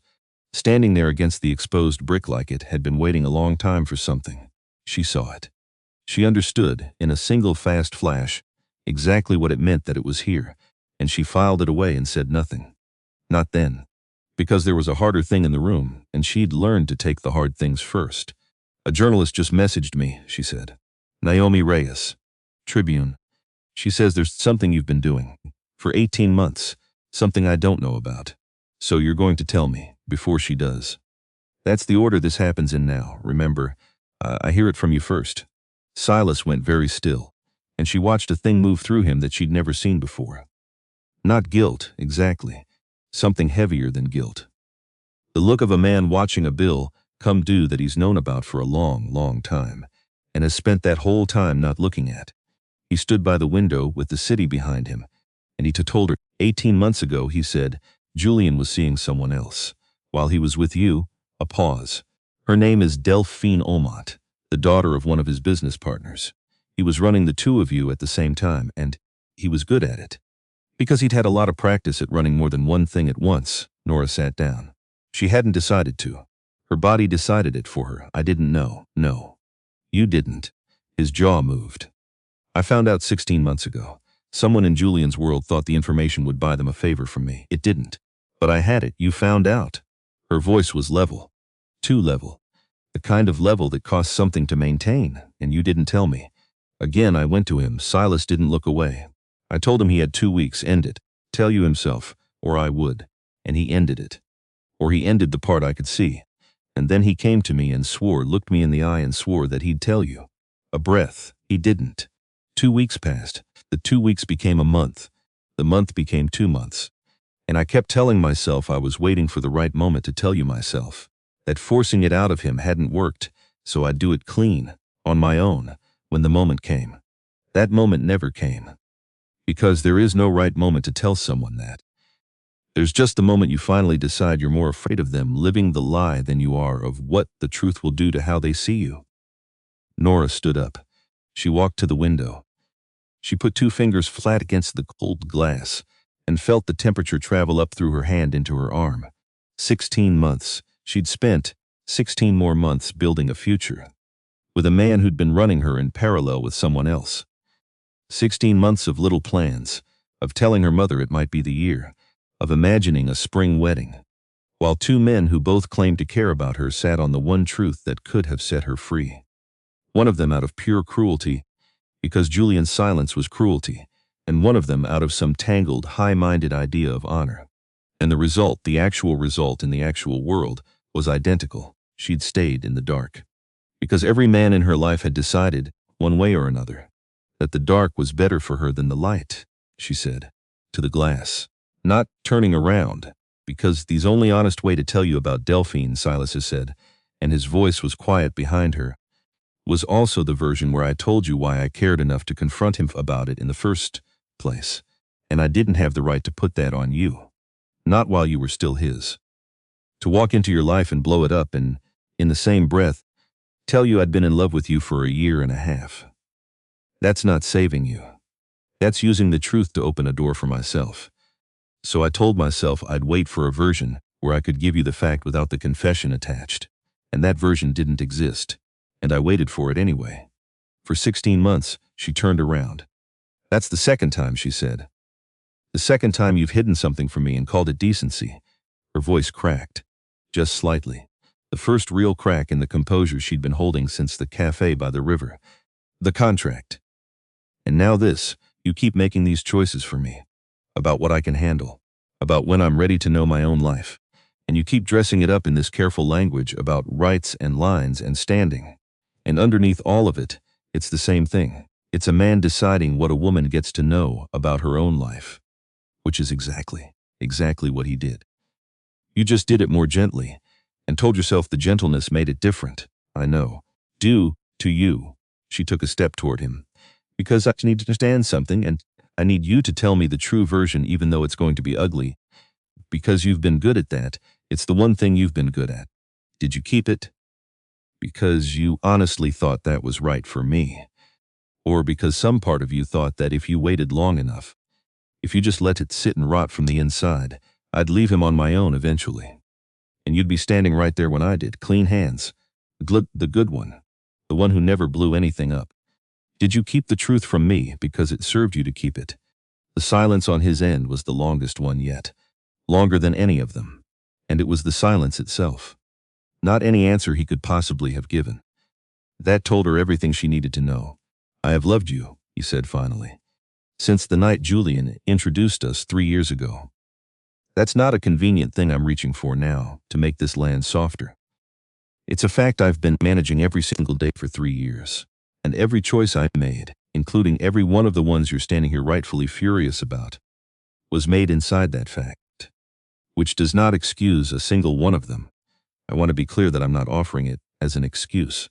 But it's the answer to your question. Yes. Some part of me kept it because keeping it served me. I told myself 100 nobler stories over 16 months, and underneath all 100 of them was that one. So there's your true version. It's as ugly as you thought it would be. The room was very quiet. Her heart was doing 2 things at once, and she was getting better, she realized, at letting it. She was furious, genuinely, legitimately, correctly furious. And she was standing very close to a man who had just said one of the most unguarded, self-incriminating, unflattering things she had ever heard. Another human being say out loud. And both of those things were occupying the same chest at the same time. With no resolution available, no way to set either one down. Her phone buzzed. She ignored it. It buzzed again and again. And then Sabrina's name lit the screen. Not a call. A rapid stream of texts arriving one after another with the specific frequency that meant something had changed, fast, somewhere else. Julian just called my office. He told my managing partner I've been assisting a coordinated harassment campaign against him. Using confidential client information, they pulled me into a meeting 20 minutes ago. It's happening right now. Nora. He's going after my job. Because I gave you the recording. Nora's hand tightened around the phone, the recording. She'd almost forgotten. That first night, Sabrina had been on the phone with her while she stood frozen outside Julian's door. And Sabrina's phone recorded incoming calls automatically, a setting she'd turned on years ago and forgotten about. 22 minutes of audio, including the hallway, including the ventilation hum in the distant elevator, including the muffled but entirely audible sound of Julian's voice coming through the door. The laugh, I'd rather die, all of it, preserved. Sitting on a phone in Lincoln Park this whole time, Julian didn't know what Sabrina had. He couldn't. But he knew Sabrina had helped her. He knew Sabrina had taken her in, stood by her, sent her to that gallery. And so he was going after Sabrina's livelihood. Not because of what Sabrina had, because of what Sabrina was. Loyal to Nora. He was punishing the loyalty itself. She held the phone out to Silas. He read it, and his face went very still. The kind of still she now understood was not calm at all. Its exact opposite. The stillness of a man holding something back with everything he had. He pulled out his own phone. I'll have someone at her firm in 10 minutes. I know 2 of the partners there personally. This gets shut down before the meeting even know, Nora said. He looked up. You don't call the partners. You don't send anyone. You don't make a single call. Her voice was steady. And underneath the steadiness, something had just clicked into its final place, all the way down, with a sound only she could hear. Because that's the whole pattern, Silas. That's the entire thing right there, happening again, in real time. Every single time something hits me, or hits someone I love, your very first instinct is to reach into your world and quietly fix it, behind my back. Deciding what I need before I've said one word. Making the call before I've even finished reading the problem. Nora, he is threatening her job. Right now. This isn't the time for a principal. I know exactly what he's doing. She held his gaze and did not blink. And I am going to let Sabrina handle it. Because Sabrina has been managing difficult, powerful men in professional rooms since she was 23 years old, and she is extraordinary at it. And this is her fight, in her building, and she gets to win it herself. And because if Silas Croft shows up in the lobby of her firm, it stops being an internal complaint she can knock down in one meeting, and it becomes a war she got dragged into by association with a man half the city whispers about. You showing up to save her would hand Julian the exact story he's trying to tell.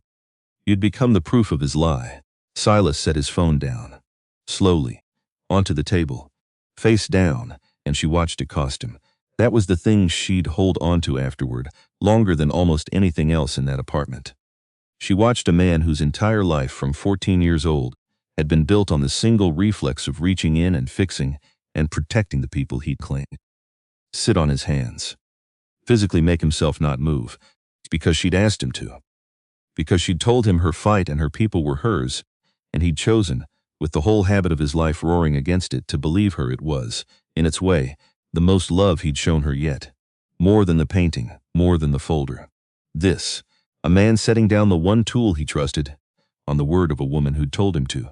Her phone buzzed once more. Don't come here. I mean it. I'm handling it. Then 4 seconds later he thought this would break me. He genuinely does not know me at all. Give me 45 minutes then, and tell Silas to stand down. I don't need a cavalry. I need him to stay out of my managing partner's building, so this stays exactly the size it is, and doesn't become something bigger. Nora almost laughed. She turned the phone around and showed it to Silas. The corner of his mouth moved. She's right, he said. I know she's right. They waited. It was the strangest 45 minutes Nora had lived through in a month that had been made almost entirely of strange time. She and Silas sat at his kitchen table, with 2 glasses of water going warm between them, and the silence in the room had a different quality now than any silence before it. Everything that needed sensing had been said, and none of it had been resolved, because resolution, she was learning, is not a place you arrive at in a single conversation, no matter how honest. It's a thing you move toward, slowly, over a long time, through 100 small repeated decisions. And they both knew it. And the knowing of it sat there between them, heavy and real, one more true thing to hold. The door opened at minute 44, not Sabrina. Walter, he came in slow in the canvas coat and read the room the way old men read rooms. In a single sweep, he looked at the two of them at the table, at the exact width of the space between them, at the painting leaning against the wall still not hung, and he understood all of it in about 2 seconds, the way he understood most things, eventually. Ah, he said. You told her about Delphine. Nora looked at him. You knew about that too. I know most things about this one. Eventually, Walter lowered himself into a chair, heavy, testing it first. He looked at Silas, and it was not an unkind look, but it was not a gentle one either. There's a difference, he said, between keeping your word and hiding behind it. And I taught you the first one so hard and so young that I never made sure you could tell it apart from the second. He turned his big hands over on the table. Palms up. That's a good heart with a bad habit sitting right there. The habit is he thinks that caring about somebody means carrying their weight for them in a place where they can't see him do it. He learned it watching me, is the ugly truth of it. Watching me carry things alone for years after his mother died, telling myself it was strength, when half of it was just a man too proud to let anybody see him set the load down. It isn't love, that habit. It's control that's gotten ashamed of itself and put on a nicer coat, and I'm the one who taught it to him. So some of your anger at him belongs to me, and I'll take my share, same as I took my share of the other. The room was quiet. Then Walter did the thing that undid her. He reached across the table, and he put one of those enormous, scarred, dock-worn hands over hers, the way a father does, the exact way her own father, gone 6 years now, used to before everything, when the world got too big and she was small enough to still let him make it smaller. You've been carried and used and decided about by men your whole life, haven't you, sweetheart, he said. It was not a question. That man used you like a signature on a piece of paper, and this one here protected you like you were made out of glass and might break if he told you the truth. Th- I want to be clear about that, because they're not, and you shouldn't pretend they are. One's cruelty and one's cowardice, and cowardice at least loved you. But here's the thing. He held her eyes, and his were kind and completely direct at once. They land in the same place, right here, in this exact spot. Both of them, in their own way, meant that Nora Whitfield never once got to be the person holding the pen over her own life. Somebody was always writing it for her. Cruel hand or careful hand, it was always somebody else's hand. He squeezed once gently. So you hold it now, from here on out. Both these men are going to have to learn to keep their hands off the pen, and I think they can.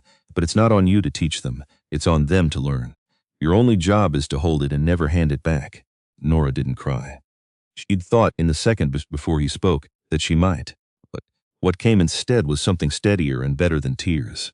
It settled into her chest and stayed. She felt, for the first time in 3 years, like the adult in her own life. Sabrina called at 14. I'm fine. My job is fine. The voice of a woman who had been through something hard and come out the far side of it running on pure clean adrenaline. Julian called my managing partner directly.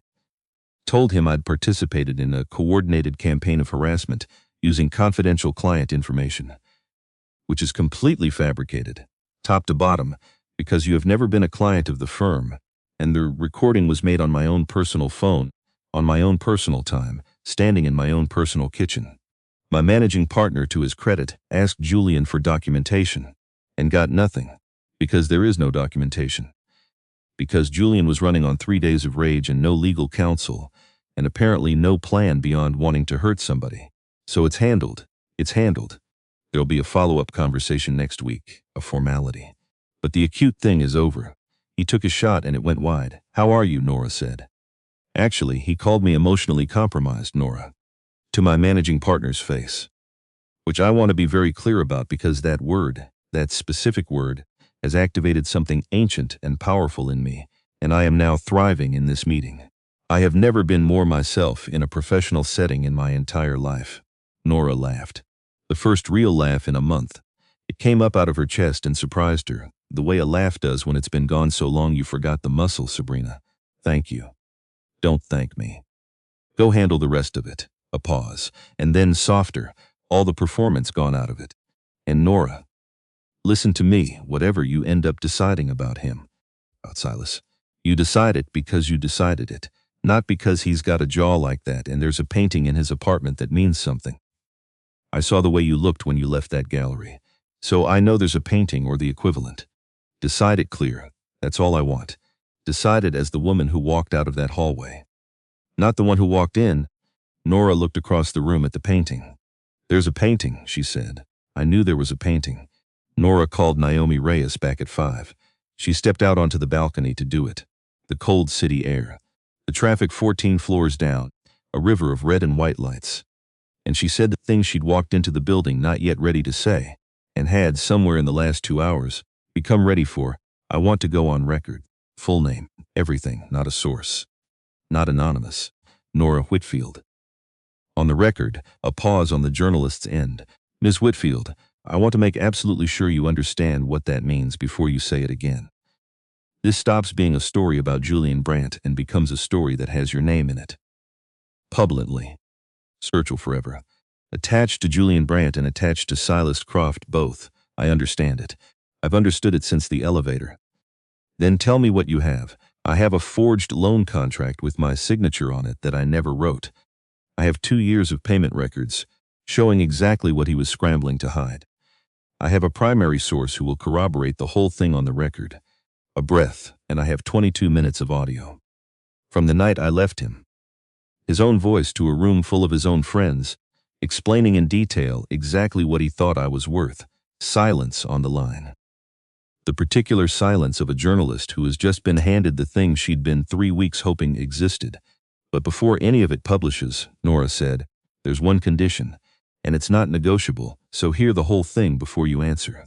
Delphine Aumont. He's put her name into play, or he's about to. I can feel it coming. He's going to use her as a redirect, to make this whole thing murky, to change the subject from what he did to some story about affairs and business partners' daughters. And she's in Lisbon. She has been for 18 months. She doesn't know any of this is happening. She's about to become a name in a national story, and she doesn't even know the story exists. Nora's voice was even and completely certain. So before her name goes anywhere, somebody calls her, gives her the choice, whether she wants to be in this at all. She gets to decide her own part. Nobody decides it for her. That's not standard practice, Ms. Whitfield. Sources don't usually. I'm not asking you to protect Julian. I'm asking you to give a woman a phone call before her name goes into a newspaper so that she gets to be the one holding the pen over her own life. If you can commit to that, I'll give you everything I have. If you can't, I'll find another way to get this out. But that's the condition, a silence. Shorter this time. Give me 2 hours, Naomi Reyes said. You have one. She hung up, and she stood on the balcony in the cold a moment, the weight of it settling in her.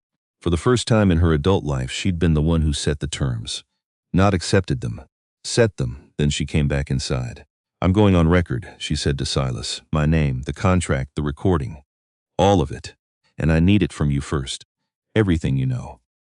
The whole architecture of the loan. The night you confronted him about Delphine. Every word of it.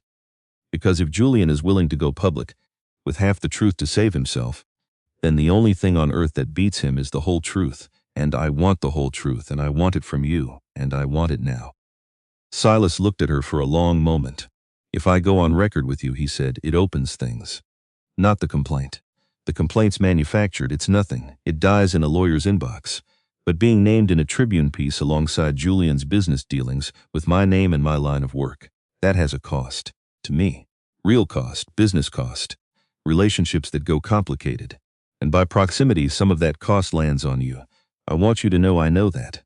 I'm not walking into it blind, and I don't want you to think I am. Do you trust me? Nora said.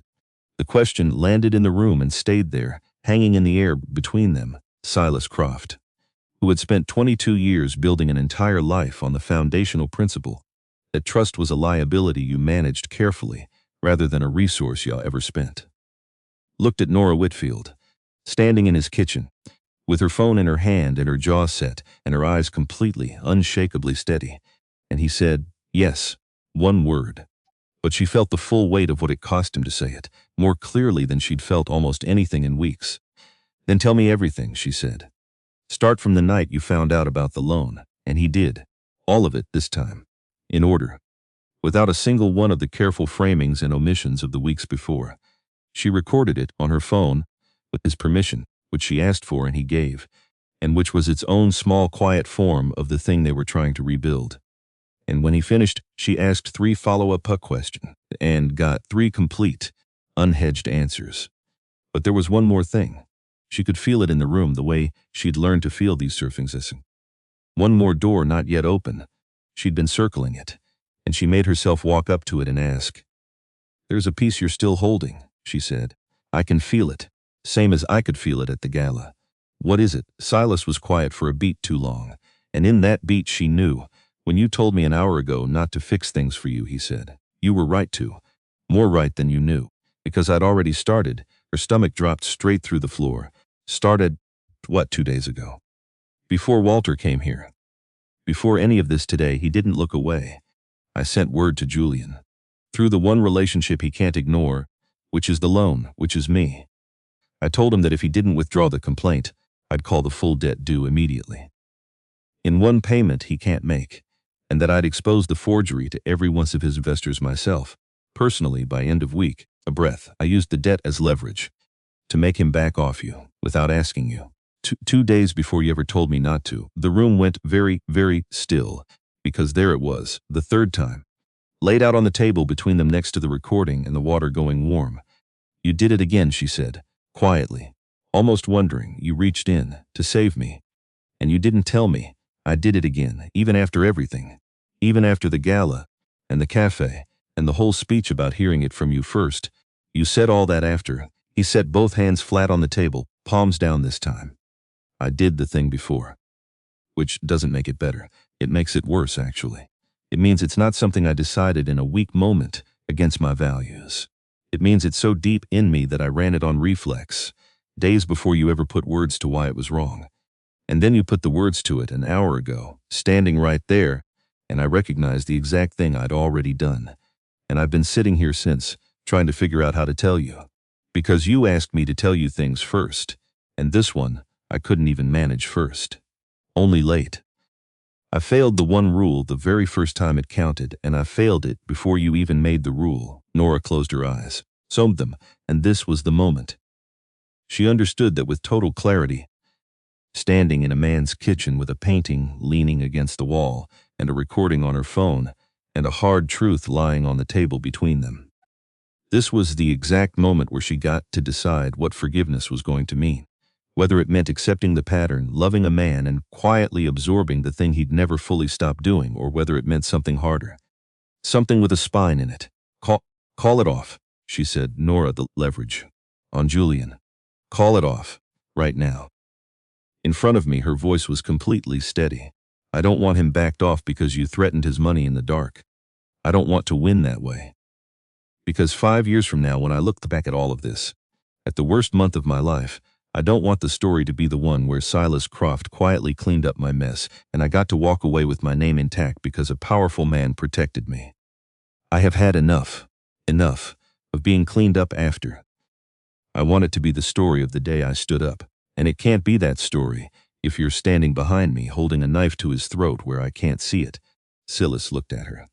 And then Walter spoke, from the chair in the corner, where he'd been silent this whole time, listening. Do what she says. Silas turned to him. She just told you. Out loud, exactly. Who she is, the old man said quietly. Clear as anybody's ever told you anything. A man waits his whole life to hear a person say a thing that clear about themselves. Most men never hear it once. He held Silas's eyes. Don't you dare step on it, not to protect her. Not for any reason. You take your hand off it and you let her hold the pen. That's the whole job now. That's the only job. For a long moment, nobody in the room moved. Then Silas picked up his phone, and in front of her, without leaving the room, without stepping away for privacy, he made the call. He put it on the table between them where she could hear both sides. 2 sentences. He withdrew the threat. He told Julian flatly that the debt would now be handled entirely through appropriate legal channels, above board through Priya, and nothing more. And he hung up. It's done, he said. You fight him. I stand next to you. Not in front of you. Never again in front of you. Next to me, she said. Next to you, she nodded once, and something in her chest that had been clenched tight for 3 years, longer than 3 years, maybe most of her life, finally quietly let go. The Tribune piece was set to run Sunday morning, except Julian moved first Saturday afternoon. Nora was at Sabrina's, working, when Sabrina looked up from her phone with a particular expression. Nora. Julian just posted. He'd done the thing men do when they've finally run all the way out of private options. He'd gone public, himself, on his own accounts, and his own name. He'd named her. He'd named Silas. He'd stated the affair as flat fact instead of implication. He'd framed the entire 3 years of their relationship as a document he was building for a trial that only existed in his head. Every kindness he'd ever shown her, cataloged. Every dinner he'd paid for, annotated. The whole thing assembled into a monument to his own victimhood. Look what I gave her. Look what she did to me in return, and at the very end, 3 words that stopped her cold. Ask her about Delphine. He knew she knew. The cousin had told him, or he'd guessed, or Naomi Reyes had reached him for comment, and the question about Delphine had tipped him off. And his answer to being caught inside his own buried history was to dig it up himself, first, on his own terms, and swing it like a club before anyone else could pick it up. Sabrina read it over her shoulder. He's trying to pull Delphine in. Why? What does that get him? It reframes the whole story, Nora said.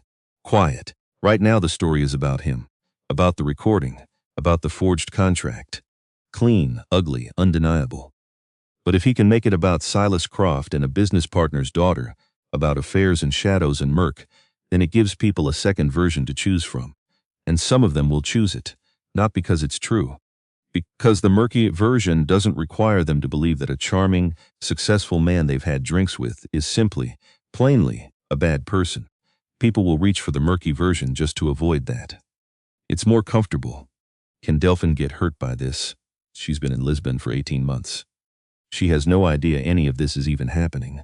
Nora set the phone down, which is exactly why I made Naomi call her first. Before his post, before anything, her own phone rang. Naomi Reyes, I reached her, the journalist said. Delphine.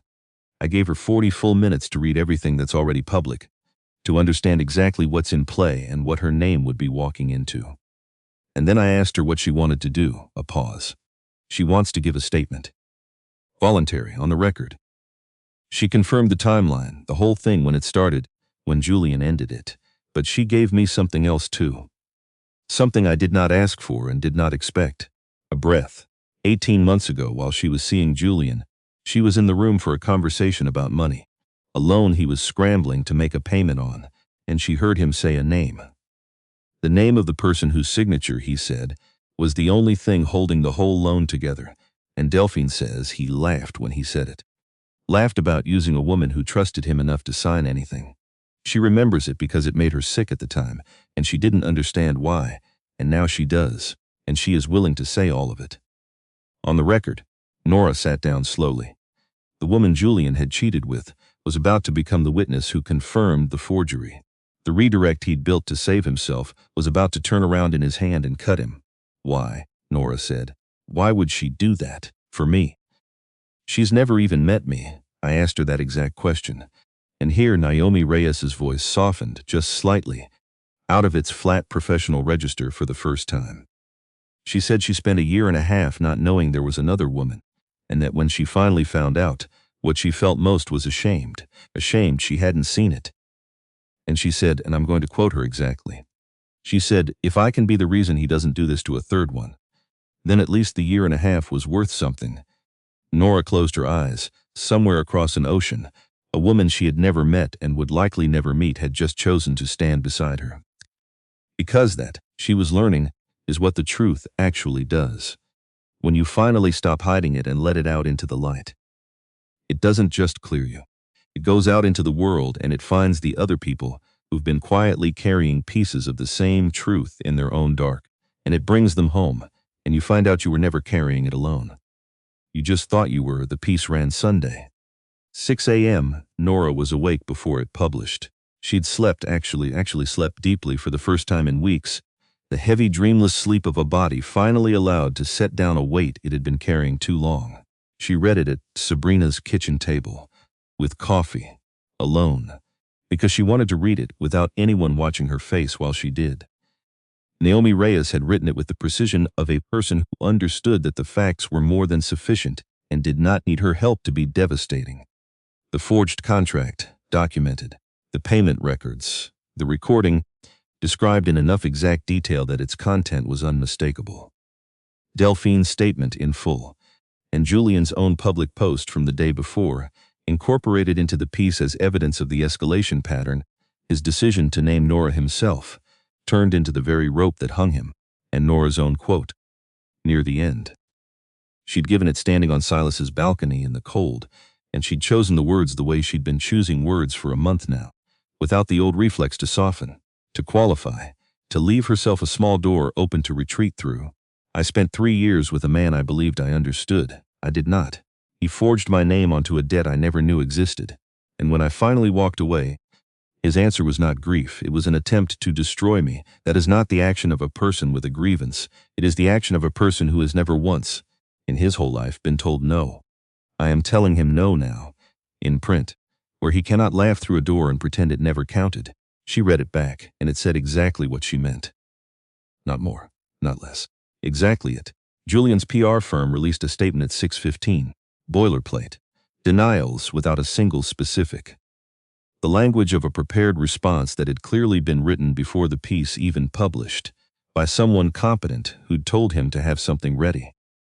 It read like the words of a man who had already, privately, accepted the damage, and was now only trying to manage the speed of the fall. His investors called his firm at 7 that morning.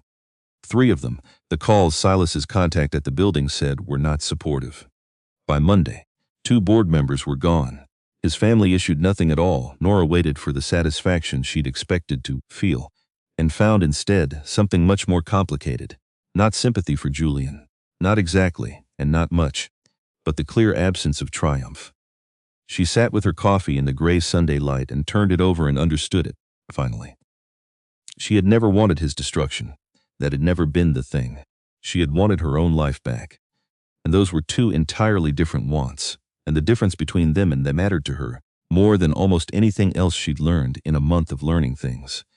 His unraveling was just weather.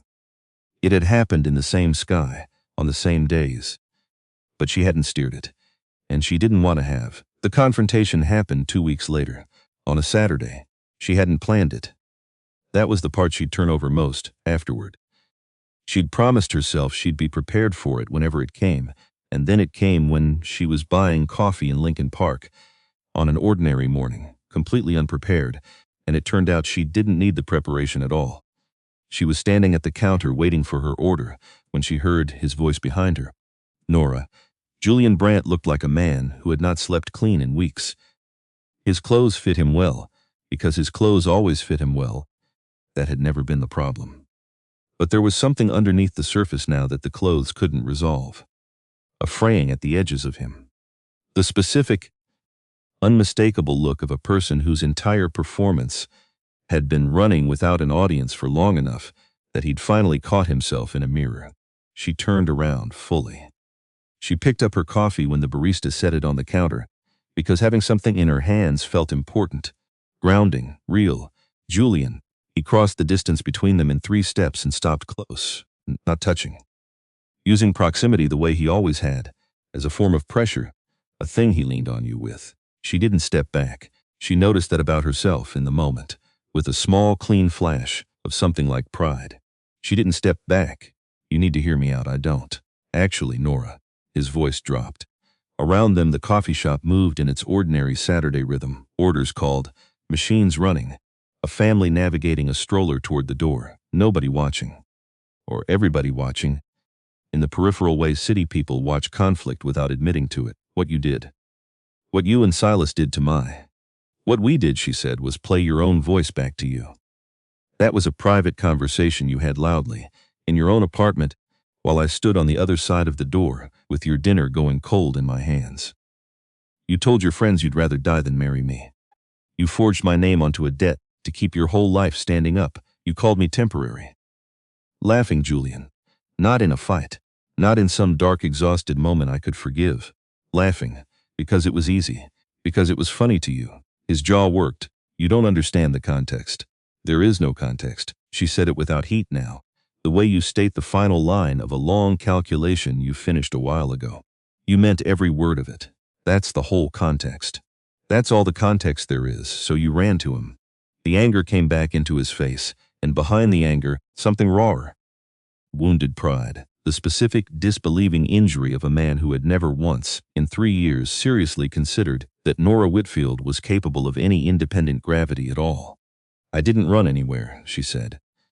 I walked out of your building on my own 2 feet, and I built something real in the space you'd left empty. I would have married you, he said.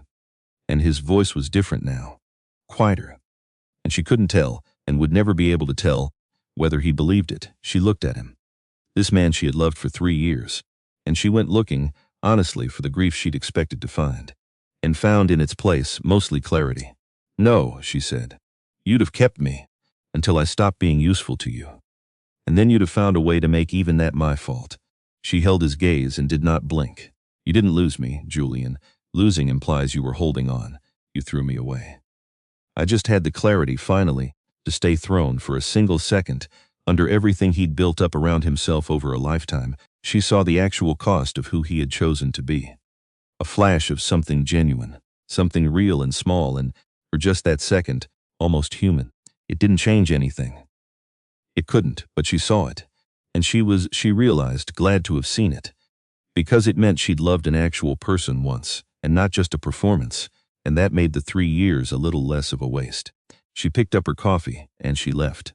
The following November, Nora Whitfield stood at a different kind of door. This one was her own. A corner office, 14th floor, her name on the glass, in clean gold letters, not because anyone had given it to her out of pity or damage control. Because the client project she'd been quietly building the winter that everything fell apart had landed, and then grown, and then become the single largest account her firm had. And they would have been fools not to give her the office, and they knew it, and she knew it, and she had made very sure, in the calm, confident way she'd learned somewhere in the wreckage, that they knew it. She stood in the doorway on her first morning in that office, and she thought about the woman who had stood outside another door a year before, with cold food going soft in her hands and a whole life about to end. The distance between those two women was enormous, and also, somehow, not. Same hands, same hunger, same stubbornness, but the terms were hers now, all the way down to the foundation. Every door in her life finally opened into a room that belonged to her. Julian Brandt had left Chicago in the spring. The forged contract had done what forged contracts do, once they're finally dragged into the light. His investors walked, his board cleared out. The financial crimes complaint he'd filed against Silas collapsed under its own weight, and in collapsing, turned its own light back onto him, onto the debt and the forgery he'd been trying to bury. Priya handled the forgery through every appropriate legal channel, above board, exactly the way Nora had insisted, so that it was the law that touched him, and not a powerful man's shadow. He didn't go to prison, but he went somewhere worse for a man like him. He went irrelevant. The city that had once whispered about him at every party stopped bothering to mention his name at all. And that, for Julian Brandt, was the one blow he could never survive. Being talked about was oxygen to him. Being forgotten was a slow, quiet suffocation he'd feel for the rest of his life. Nora didn't celebrate it. She'd meant what she said in the coffee shop. His unraveling was weather. She hadn't steered it, and she took no pleasure standing in it. Delphine Aumont wrote to her once more, in the summer. A longer letter this time, sent through Naomi Reyes's channel. She'd stayed in Lisbon, started something of her own, a small design studio. She wrote that the thing she'd done, giving that statement on the record, had been the first time in her whole life she'd chosen a stranger's well-being over her own comfort, and that it had changed something in her she was still learning the shape of. She signed it. From one woman he underestimated to another. Nora kept that letter in a drawer. Not the way you keep a wound. The way you keep a receipt for something you're proud you paid for. Sabrina made partner that fall. She called the day it happened, and the first thing she said, before anything, was, "You know who taught me that you can stand up straight when a man is trying to make you small? It was you." Standing outside a coffee shop, a year ago, deciding not to run. I watched you not run, and I never forgot how you looked doing it. Things with Silas were slower. On purpose, she'd been clear that first winter about exactly what she needed. No more managing what she knew. No more deciding what she was ready for. If a thing touched her life, she heard it from him first, and to his enormous credit, he'd kept it every single time, even when it was hard. Even when the old reflex to reach in and fix and protect must have burned in him like a held breath he couldn't let out. There'd been a moment in the spring she'd think of, later, as the real test of it. A competitor had started making quiet moves against her firm's biggest account, her account, and Silas, through the wide net of his world, had heard about it before she did. And the old Silas, the one from a year before, would have handled it. Quietly, made a call, applied pressure somewhere she'd never see, and solved her problem before she even knew she had one. Instead, he'd called her, and he'd said, "I heard something about your account. It might be nothing. It might be something. I can tell you what I know, and then it's yours entirely to do with what you want. Or I can stay completely out of it. Your call. But I'm not doing one single thing about it without you. That's the deal. That's still the deal, and it always will be."